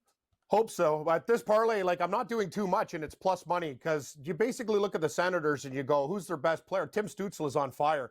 The guy's had 5 points in his last 4 games. Always 3 shots on goal, 3 shots on goal, 2, 3, 3. Like, he's one of these guys. He's consistent, and that's the whole thing we want with these parlays. So I'm not even going to take a side in this one. So Tim Stützle for 1 point in the game and to have 2 shots on goal is plus 111. If you want to add the Ottawa Senators, which I like them over Utah in this game, at even money, it's plus 235. So that's what I'm looking at. Tim Stützle to get 1 point in the game. I like the Ottawa Senators and 2 shots on goal. The one without Ottawa, plus 111, with Ottawa, plus 233. So he's the hottest player on the team right now. He's on fire, 5 points in 4 games, and I like him to continue. Utah's been all over the country too, guys, back and forth. And I know they're playing pretty decent hockey, but the Ottawa Senators should be able to catch them tonight. Plus 100 for the Senators in the late plays. Utah announced an outdoor game today. At least, you know what? We talk about, we had this stupid we had that Florida indoor game last week that looked like they were playing in a mall. Should be cool at Raymond James with the Pirate and the Buccaneers ship and all that. But yeah, next year they're going to have the Colorado Avalanche and the Utah Mammoth at the home of the Utah Ute football stadium. That's cool. So we'll look nice with the mountains behind and everything. At least it'll be snowy and scenic at least. Mm-hmm. Yeah, I don't know why they put those games, Gabe, in these hot weather places. Like, it's stupid. Like you know what I mean? If you're going to do like an outdoor classic, make it scenic. Like, that's the whole thing. Like the Panthers, I'm like, okay, I get it. You won the Stanley Cup, but just the way it looks, it doesn't look good on TV. It's stupid. But yeah, Utah will be good. And I'd put Colorado in any type of big game. The way these guys are playing this year, they're absolutely on fire. Like they're not perfect. I know some teams are like, but I'll tell you, you bet the Colorado Avalanche all year. I don't know if they can keep this pace up, guys, but they're lethal. They're plus 260, Cam. The next team is Tampa Bay at 7-1. Then That's Vegas. Horrible, It's I find amazing why Vegas is plus 750 to third choice. What am I missing there? Vegas are not winning the cup. Vegas aren't winning the cup this year. They have a lot of flaws. But Colorado. One thing though, we all know. It's tough, man. There is a legitimate curse in the NHL of teams that are the best regular season team. Yeah, President Cup winners. You can try to dismiss it, but it's vicious. It really is. Just time and time again. How'd the Jets do last year? Exactly. Right? Like, I'm telling you, every year. The last team to win and had the best record in the regular season was like the Blackhawks. It was like 2013, 2012. In that era, in that sort of time period.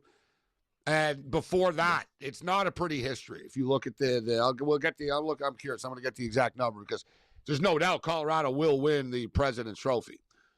But it hasn't been kind history. President's Trophies never win the Stanley Cup. It's going to be hard, too, in the Western Conference. Yeah, I guess. Like, the thing about Colorado is they're just, like, it's in the NHL, it's surprising when a team can go on that kind of dominance. Like, Minnesota made some good moves. There's still some good teams in the West, right? I'm with Gabe, though. I don't like Vegas this year. I think they're going to be an early exit. I think they have a lot of flaws. They have a lot of guys who are injury-prone on their team, and their goaltending's not as good. So if you're looking at teams in the West, the Minnesota Wild and Colorado are probably, those are teams that you'd look at. The price just sucks for Colorado. This is insane that in the history of the Stanley Cup, only 8 teams have won both. That's brutal. That's wild, man. Scott, the Stanley Cup, they've been playing for a long time, man. Only 8 times. That's only 8 President Trophy winners have gone on to win the Stanley Cup. Yes. What it started in the 20s, 1920 or so, I would guess, in the 30s, something like that. So you talk about it basically. So look, last year the Winnipeg Jets ended horrendously. New York Rangers 2 years ago, Boston Bruins. For the record, too, the Bruins had 135 points that year. Mm-hmm. So that was sort of Colorado-like. It wasn't as sexy, but whatever, dude. They set an all-time record at the time. They didn't win. They got blown up. Florida the year before, they made it to the Cup but didn't win. The Capitals in there too recently. Last 2 years. Colorado 2021 didn't win.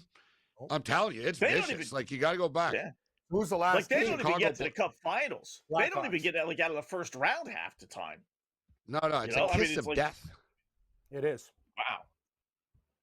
Plus 260 though, but you get no value at all. You can't bet a team to win the Stanley Cup at plus 260. You got to take them at the start of the year, but no, that's just a bad number. So I don't know what you guys are doing with the college football tomorrow, Scott. I think Gabe and I are on the same page here. Ole Miss. I'm not sure if you're going down with the Rebels with us, plus 3.5. And I really like the over in this football game tomorrow night. I think we can have points on the board. So liking the underdog with the Rebels. They're playing with a lot of passion right now with all this Lane Kiffin crap. And you know what?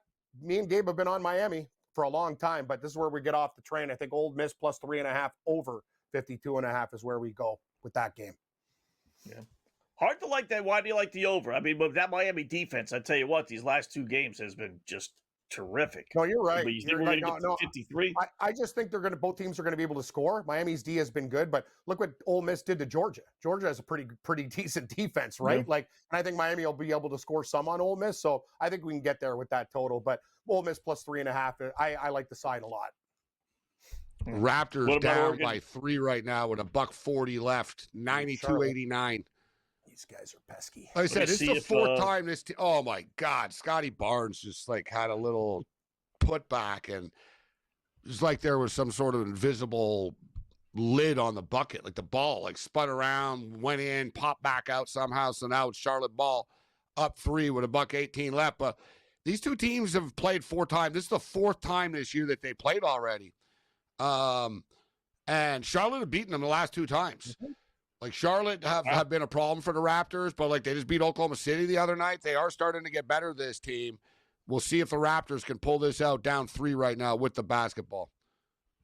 Go for their third straight and we got an N1. RJ Barrett says, get out of my way. Take it to the rack. Take it to the rack.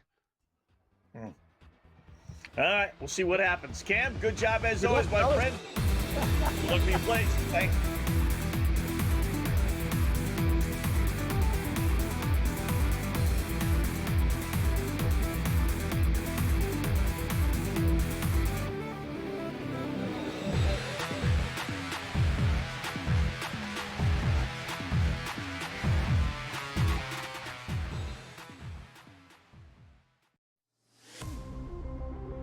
It's going to open up Pandora's box. But I will say this. I do believe players that sign now, like Nanji, should not be eligible now, but should have to sit out and come back in next year. It's just a slippery slope. And I agree with people like Tom Izzo. I don't like it at all. College basketball today, only on SportsGrid. OK Dubs has to go back to his roots. I'm not a Jets fan, I'm not a Giants fan, and neither one of those teams even play in New York. But I'm a New Yorker through and through, despite where my mail gets sent. And I will not stand for the Jets to be dragged through the mud in this way. Not gonna happen. So Dante Moore, if you do leave, you should be so lucky to fly the plane. Game time decisions, only on SportsGrid. Maybe the fact was that the kicker just blew a 44-yard field goal. Now, by the way, I feel horrible for this kid, Tyler Loop, who made every single field goal this season 44 yards or less. But the extra point that was missed just before that by Chris Boswell was the only extra point that he missed all season long. So did they bless that same holy water when Boswell missed the extra point? Come on, guys. Let's get it. Newswire, only on SportsGrid. The Steelers get their touchdown, and they miss the extra point. It was Lamar Jackson who made the plays to get the Ravens into what should have been easy field goal territory. So explain to me how in the world we can look at last night's game as, well, there you go, can't trust Lamar Jackson. The Craig Carton Show, only on SportsGrid.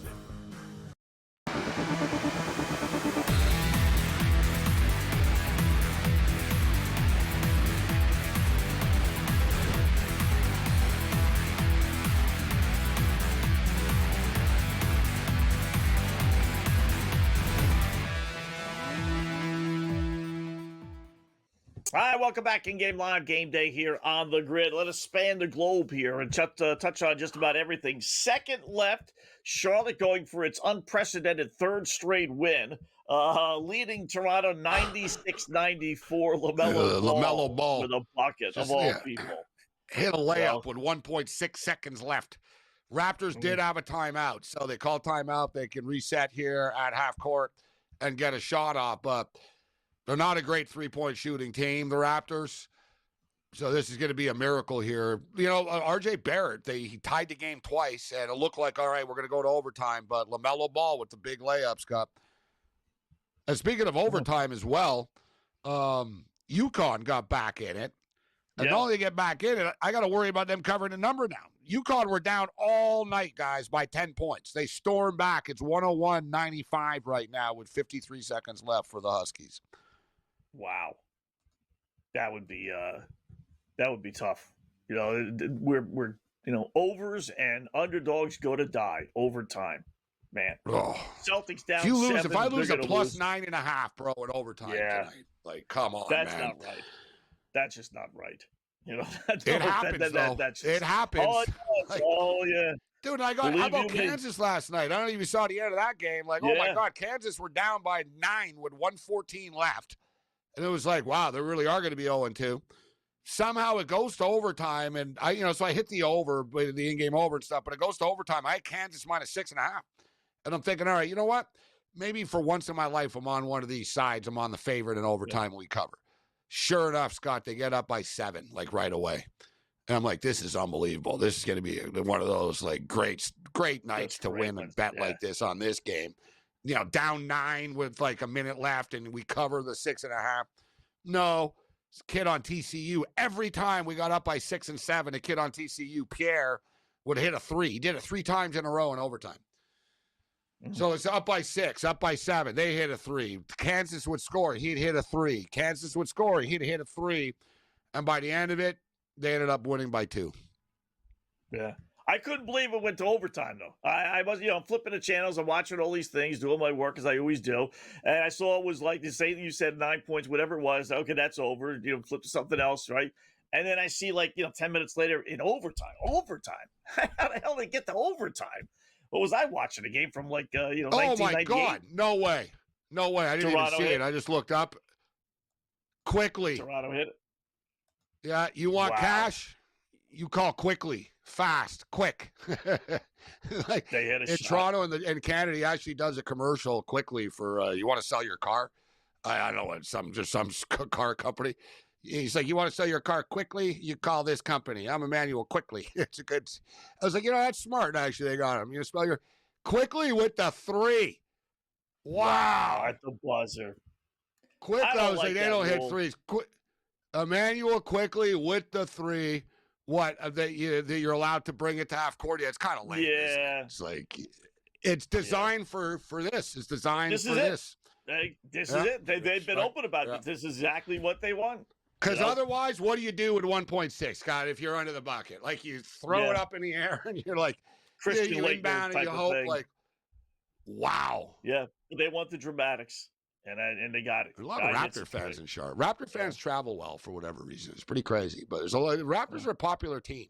Like, for a team that's not on TV a lot, like going back, they have cool uniforms. The dinosaur, people like Vince Carter, you know what I mean? Like, there's a lot of NBA players that their favorite team is the Raptors. It's funny. Kevin Durant's favorite team is the Raptors. It's one of the few rules that college basketball is different than the NBA. College basketball, you got to go half court. To the Wizards? Yeah, what a shock. So, what a shock. Not right. McCollum Wizards. And Corey Kispert and CJ McCollum. Yeah, that tells me that's just Atlanta just wanted him gone. Oh my! They're like, you telling me nobody would give more than that?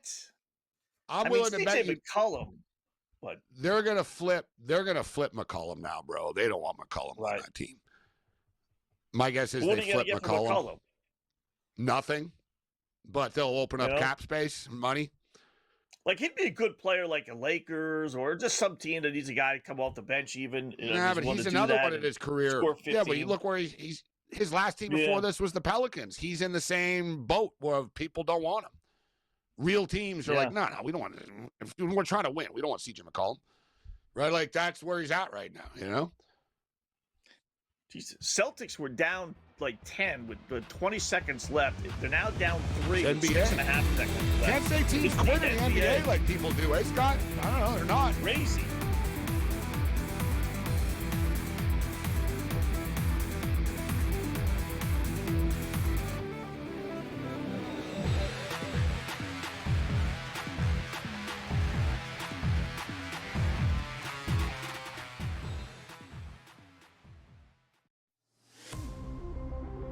it's going to open up Pandora's box. But I will say this. I do believe players that sign now, like Najee, should not be eligible now, but should have to sit out and come back in next year. It's just a slippery slope. And I agree with people like Tom Izzo. I don't like it at all. College basketball today, only on SportsGrid. OK Dubs has to go back to his roots. I'm not a Jets fan, I'm not a Giants fan, and neither one of those teams even play in New York. But I'm a New Yorker through and through, despite where my mail gets sent. And I will not stand for the Jets to be dragged through the mud in this way. Not gonna happen. So Dante Moore, if you do leave, you should be so lucky to fly the plane. Game time decisions, only on SportsGrid. Maybe the fact was that the kicker just blew a 44-yard field goal. Now, by the way, I feel horrible for this kid, Tyler Loop, who made every single field goal this season 44 yards or less. But the extra point that was missed just before that by Chris Boswell was the only extra point that he missed all season long. So did they bless that same holy water when Boswell missed the extra point? Come on, guys. Let's get it. Newswire, only on SportsGrid. The Steelers get their touchdown, and they miss the extra point. It was Lamar Jackson who made the plays to get the Ravens into what should have been easy field goal territory. So explain to me how in the world we can look at last night's game as, well, there you go, can't trust Lamar Jackson. The Craig Carton Show, only on SportsGrid.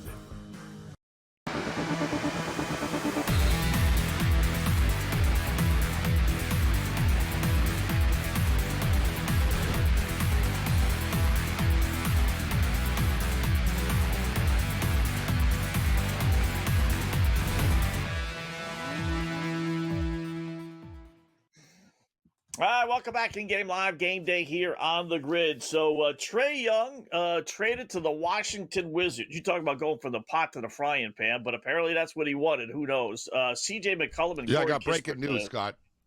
Yeah. The Washington Wizards futures odds have not changed a bit. I'm just kidding. That's my breaking news. I don't know, they're not all of a sudden favorites, huh? It's like, what does it mean for anybody like this? Okay, Right. just whatever. And have the Atlanta Maybe they Hawks went down. gone up. Yeah, maybe the Wizards odds went down. Now they got Trey. I don't know. How's he going to spell? I just saw a headline, how's just he for the going to record. spin this like this is where I wanted to go? I'm curious as to how is he going to spin it. I wanted to go to the Washington Wizards, right? And nobody wants to go to the Washington Well, what Wizards. you say is there's a lot of young talent. I like these guys. I played against them. I always respected them. Yeah, they're sitting there in last place there. Whatever. So, Scott, when you're right. making $45 million a year, it doesn't really matter, does it? That's true. That's yeah. You'll learn So to there's live people with it, on right? Twitter criticize you. You went to the Wizards, so he'll Yeah. be laughing all the way back to the mansion and the bank. Yeah, 7 figures every other Friday. So let's talk some football, NFL with our good buddy Brady Cannon, who you see here all the time on the Grid Sports Grid host. What's going on, Brady? How are you tonight? Hey, good to be with you, gentlemen. Yeah, quite the weekend coming up. I mean, it feels like we haven't had a six-pack of playoff games that look as exciting as these in a while. You know, no Chiefs, no Ravens. I mean, it's just not necessarily the usual suspects, and some new blood in there like the Jaguars and the Broncos. And I think it's going to be fun. I'm really looking forward to it. Yeah. We'll start with the games on Saturday. Why not? Rams laying 10.5. Even this one, even though it's the bigger point spread, if you want to be an optimistic Panthers fan, right? We beat them before. We can beat them again. And that was no fluke, that game. That wasn't Rams up 35-7, taking their foot off the pedal and getting caught. That was like a back and forth the whole way. So, but 10.5-point favorites, Rams and Panthers, your thoughts? Yeah, I think they caught Los Angeles sleeping last time. And there's such a discrepancy when you crunch the stats between these teams. I mean, when I run the numbers, I come out to the Rams by 15. I would actually probably lay it with the favorite here, guys, but I know that that's what the whole world is doing right now. The general public, the casual bettors are running to the window, laying the points with the Rams. And it's also in every single person's money line parlay bet. and when you have such an overload in one direction like that, it scares me. So, and it's feels not like a trap. Yeah, if you're not doing a 10-point teaser, then it's not really a good teaser play either, because you're only taking it down to a 4 or a 3. You're not going below a 3. So I probably won't play this game, but I do think the favorite, I think the Rams, I think they're going to win. I think people understand that. I don't know if that's all that debatable, but it's all about the number here. And I'd probably lay it before I took it. But again, I just don't want to be with the majority and end up getting burned. I just want to throw out quickly the Lakers and Spurs going off the board in a minute. LeBron James not playing tonight. So LeBron is not playing. Luka is playing. Luka's prop 36.5 without LeBron tonight. 36.5. There's no Austin Reeves either. So the Spurs are 8.5-point favorites, and Wembanyama is playing. His prop is now 19.5. I'm gonna get in on Wembanyama to go over the number here, and I think the Spurs probably light him up. I could see Luka putting up a ton of points, but I think it's good money line material here for some of these NFL games, actually. But you got no patience, Wetzel. You didn't want to wait. No, I can't wait till Monday. Wetzel was talking about using the Rams in a 10-point teaser, Brady, and he goes, "Yeah, I don't know what to use it with." I threw out there. I know people are like crossing over, but I don't buy into that. Like I would love to have the Houston Texans at +7 in my back pocket. The Texans lose to the Steelers on Monday. They're not losing by more than 7, Brady. I would agree. Yeah, I think that is one of the harder games to handicap of the bunch here.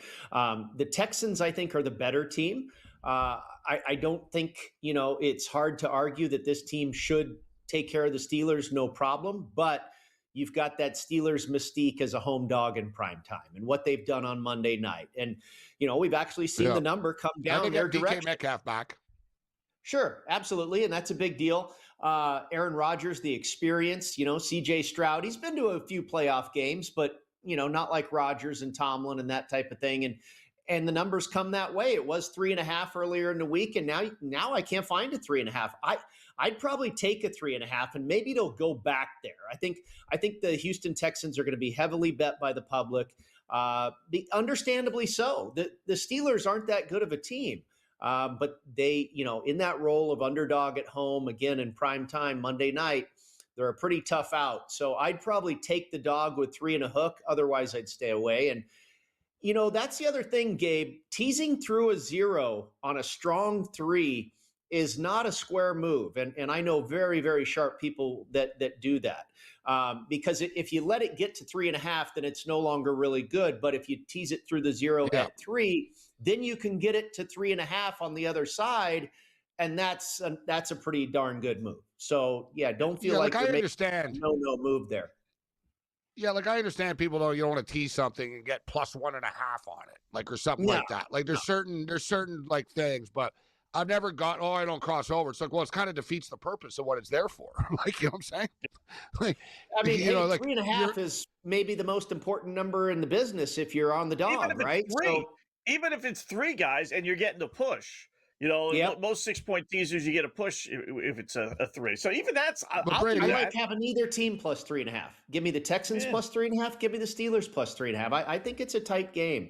Talking about teasers, I did play a teaser with Jacksonville and the Green Bay Packers when the Packers were a dog.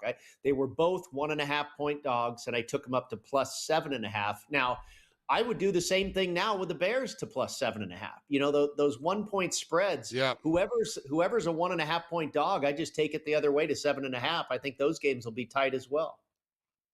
Is there going to be a blowout in a bunch? So you talked about the toughest game to cap. Isn't Buffalo and Jacksonville a tough game to cap? And what about your Niners and Eagles? Even though I do like the Eagles, but the spread's getting kind of crazy up here at 4.5 now. But what about the Bills and Jags game? We had Paul Bovey on earlier. Paul's never believed in the Jags all year, even though they're on this 8-game win streak right now. So he told us he likes the Bills. What are your thoughts? Yeah, this one's you're right. It's very, very hard. My numbers come to right what the spread is, 1.5, 2, it's a pick something like that. Yeah. And Jacksonville's on a run. They're at home. I can't wait to watch the game. I did play the under in the game, guys. I got it at 52. Wow. Yeah, I think that's the way to go because the perception here is that we're going to have all kinds of fireworks and this and that and the other. And, that's opposite picks. You know this, Scott. That's the time to play the under. And I feel the same way about Philadelphia and San Francisco. Some of the first reactions I heard when these matchups came out was, oh, my God, I'm going to hammer the over in that game. And I said, okay, sign me up for the under. Philadelphia, we know the defense is very, very good. San Francisco, they just held Seattle to 13 points. And I think you could argue that the Philadelphia offense is worse than Seattle. Robert Saleh's done a hell of a job this year. That defense has overachieved. I know they're not great, but they really play with a lot of energy. And I think they'll come with it in this game. I think this game will be more defense rather than offense. And yeah, I played under the total in that one as well. I think Robert Saleh gets a head coaching job, guys. Yeah. Maybe here in Las Vegas. Just for the record. Yeah, I really do. I think he might spend one more year in San Fran, but he's definitely getting a head coaching job here pretty soon. Yeah. He was so overmatched with the media here in New York. It's got to be I know it's not going to be Jacksonville, but it's got to be like a Jacksonville, Carolina, a smaller market team, unless he's just changed so much. He'd be all right here in Las Vegas, but the problem with Las Vegas... It was Arizona, just for the record. It was the Arizona Cardinals have officially requested an interview with him. Yeah, yep. Arizona is the one. I can see that. Division opponent he's familiar with. Yep. Yeah. I think Flores, the defensive coordinator from the Vikings, could end up with the Raiders. Yep.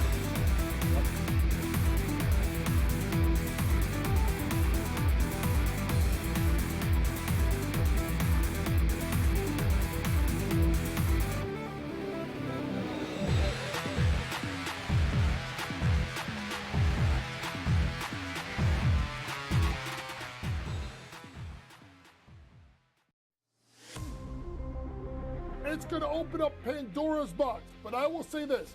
I do believe players that sign now, like Najee, should not be eligible now, but should have to sit out and come back in next year.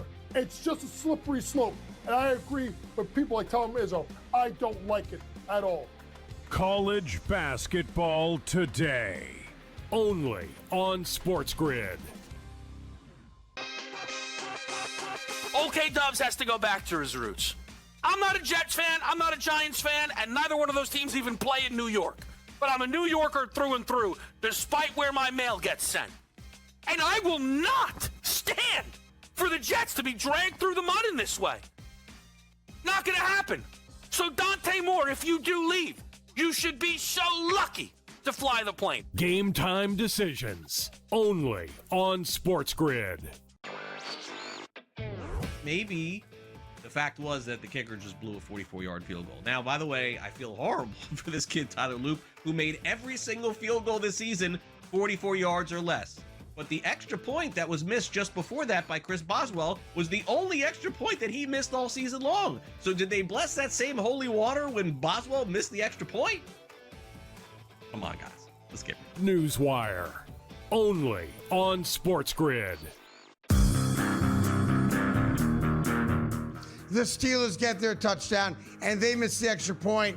It was Lamar Jackson who made the plays to get the Ravens into what should have been easy field goal territory. So explain to me how in the world we can look at last night's game as, well, there you go, can't trust Lamar Jackson. The Craig Carton Show, only on SportsGrid.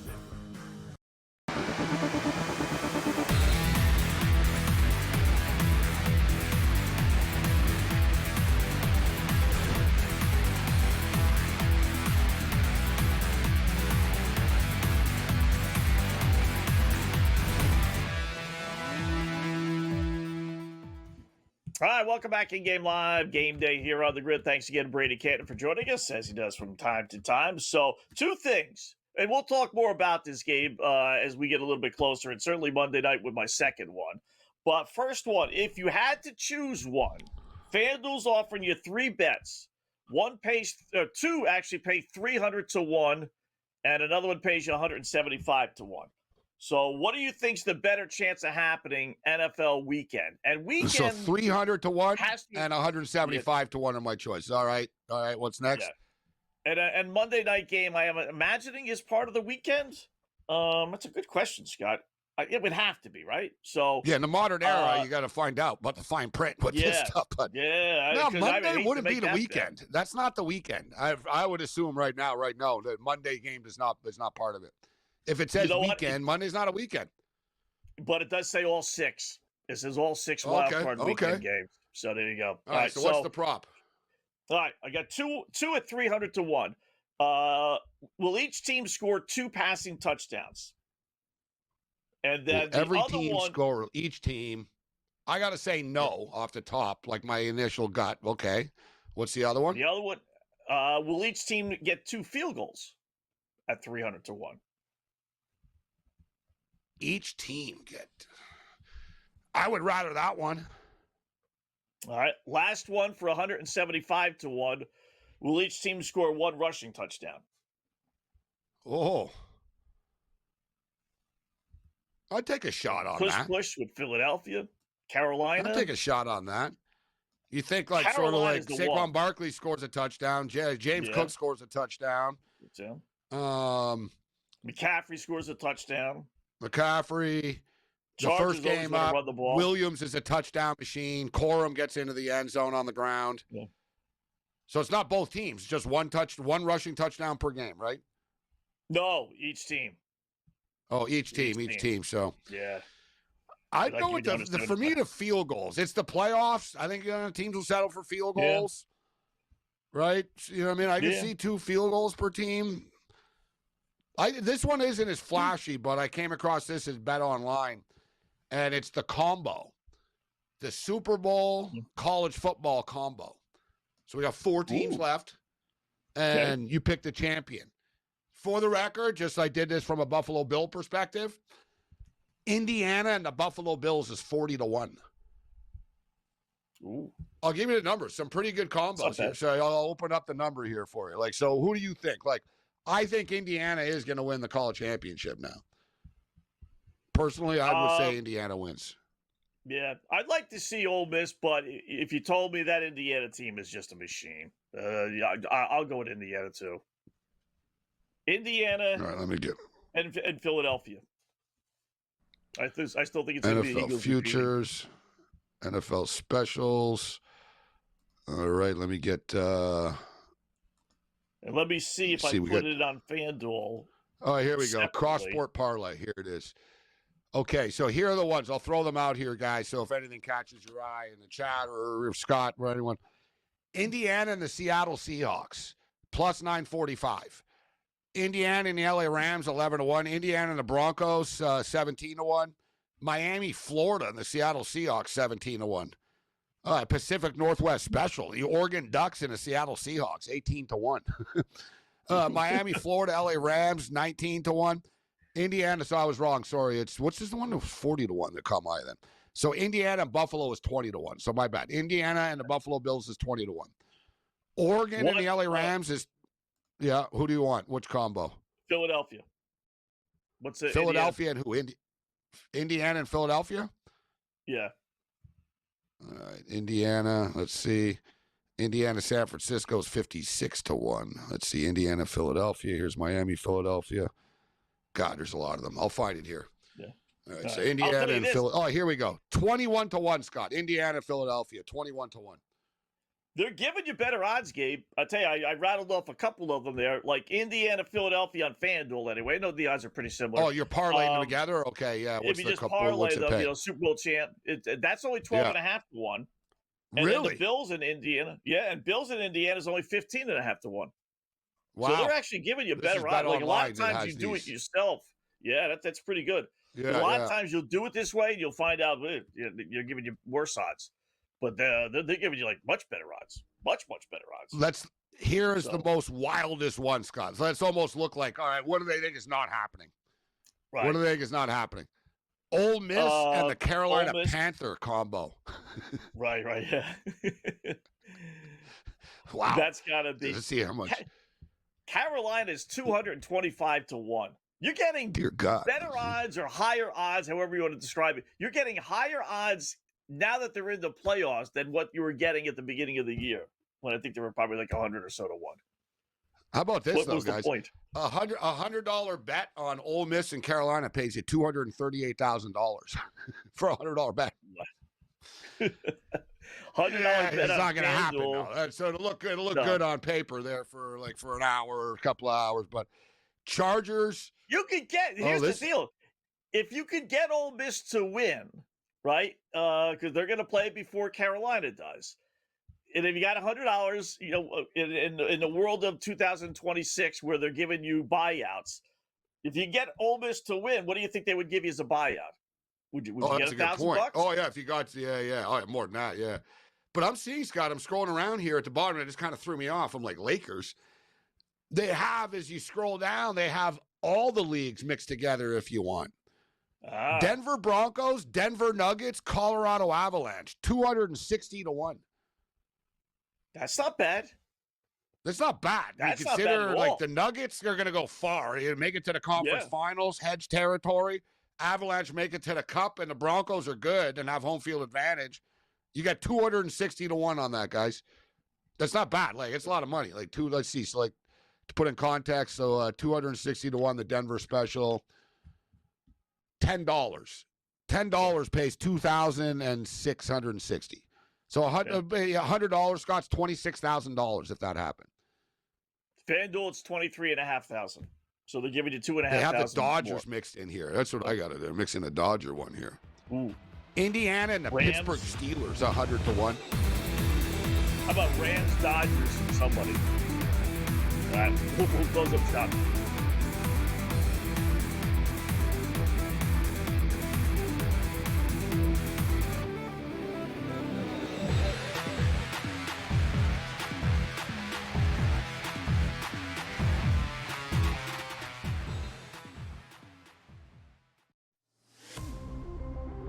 It's going to open up Pandora's box. But I will say this.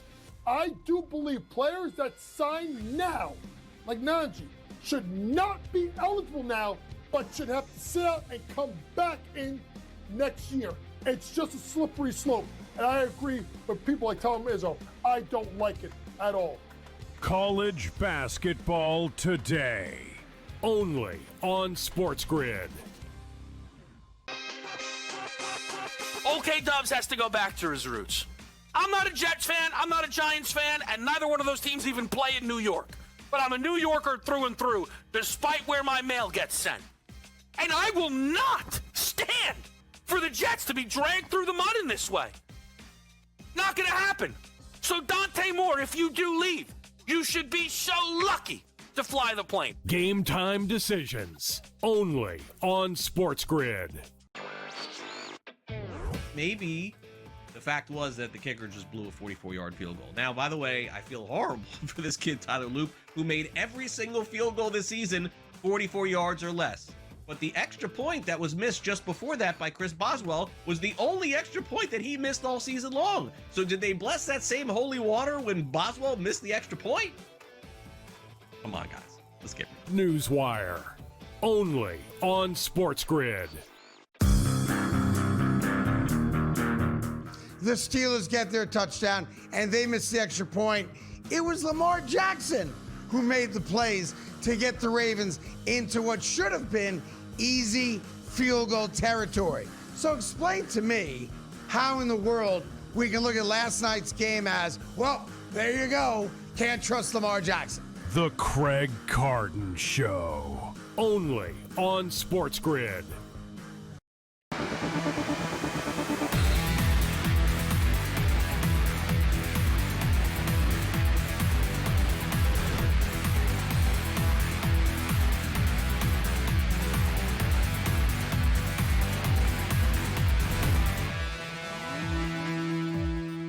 All right, welcome back in Game Live. Game Day here on the grid. Scott and Gabe closing up shop. We got big college football game tomorrow. Gabe and I will be here starting at 7:30 Eastern time. So we'll be here for the start of the game. We'll be able to throw some plays out there before they actually kick off, and then we'll take you to the end of the game as we normally do for Monday and Thursday Night Football. So 7:30 Eastern time tomorrow, early start. Some of the plays that we put in earlier. I'm going to be taking Mississippi. I'm going to take Mississippi. Yeah, and I'll tell you what, guys, I was on Miami against Texas A&M, and nobody believed in them. Nobody believed in them against Ohio State. I took them again. So I hate sort of zigzagging. It's like, if you're at a roulette wheel and you're betting red, black, and it keeps on coming up black, well, don't bet red, right? But like, to me, if whoever was getting the 3.5 here, I would take it. I know, to simplify this, basically, I mean, this game is a toss-up. But stylistically, I think that Miami matched up well with Texas A&M. Texas A&M weren't as good as the record was. Ohio State were never really challenged, and Ohio State's offense was just used to bullying teams, right? Like, Sayin wasn't used to getting sacked, and, like, they were out of their element. Ole Miss are not. They played a bunch of teams, right? Chambliss is so elusive. And as good as Ruben Bain is, Scott, I think he's a great player, Ruben Bain. In fact, I would draft him like second overall in the NFL draft. Is Trinidad Chambliss gets rid of the ball so quickly. Like, he drops back, bro. Like, he gets rid of it, literally in 0.7 seconds, Scott. Like, you don't hit him. And even if you get there, he's fast enough and small enough to get away from you. He's got, like, he doesn't really take off. He's just sort of, he's got that natural, I'm going to go 2 steps forward, back. Like, it's like Tetris with him. Sort of move around and sort of go in a little circle, and oh, someone's open now, right? Like, he's a load to deal with. And then you throw in Kawan Lacey, the running back of Ole Miss. I just think, like, stylistically, they're going to match up well with Miami. Like, Miami's speed kind of freaked people out. Mississippi, you're not going to be faster than them. I just don't know if Carson Beck can keep up in a track meet shootout. I think there's more points than less points in this game. We've had conflicting opinions with the guests so far tonight, but I lean more with the over than the under here. Yeah, I love Chambliss. And the other thing is, Miami goes from the hunter to the huntee. That they had the chip on their shoulder. Everyone's saying they didn't belong into the college football tournament to begin with. Now all of a sudden it's flipped, and now they're the favorite. Whereas Ole Miss still has that Lane Kiffin, all these kids, everything else, us against the world mentality still. And you're getting the hook as well with the 3.5. You're right. If it was Ole Miss favored by 3.5, I'd probably take Miami. But I'm glad it's not, because I did think Ole Miss was going to win the game. So I'm a little surprised. I don't think it's a blowout. I don't think it's a blowout either way. And I know a lot of these games can end up being blowouts, but anybody that's paid attention to Ole Miss, they played a lot of close games all year. And I think that's another thing that sort of helps them. Miami are better than people give them credit for, though. Miami are good. Like, people talk about Cristobal all the time, but they have a lot of quality wins, this team, Miami, this year. Should be a fun game. Like, I'm really looking forward to this one. And on Friday, I like Indiana. I'm a big Duck fan. Like, I thought, before the tournament started, I said Oregon, but Indiana are just that good. I'm not getting in front of this team. I don't think they can be beat. I think Indiana will beat either Miami or Mississippi. Yeah. We got point spreads up for it, actually, already, too. Yeah, hypotheticals. I bought into them when they went to Eugene and won. If you could go to Oregon and win, I know it's not easy beating a good team twice, but you know what? That was an impressive win. I just think they're the best team in the nation. So, yeah, Indiana Ole Miss, 7.5. Indiana, 7.5. Indiana, 7.5 point favorites against Ole Miss. Indiana would be 5.5 point favorites against Florida. Oregon, 2.5 point favorites against Miami, Florida. And the Oregon Ducks, 3.5 point favorites against Ole Miss. So Ole Miss are going to be underdogs against anybody, no matter who they play. But I personally think Indiana are the play right now. Yeah. It's amazing they don't give any respect for They don't give any respect for Ole Miss. SEC team, I know it's not Georgia, Alabama, or even Tennessee or whatever, but they just don't. I don't know why.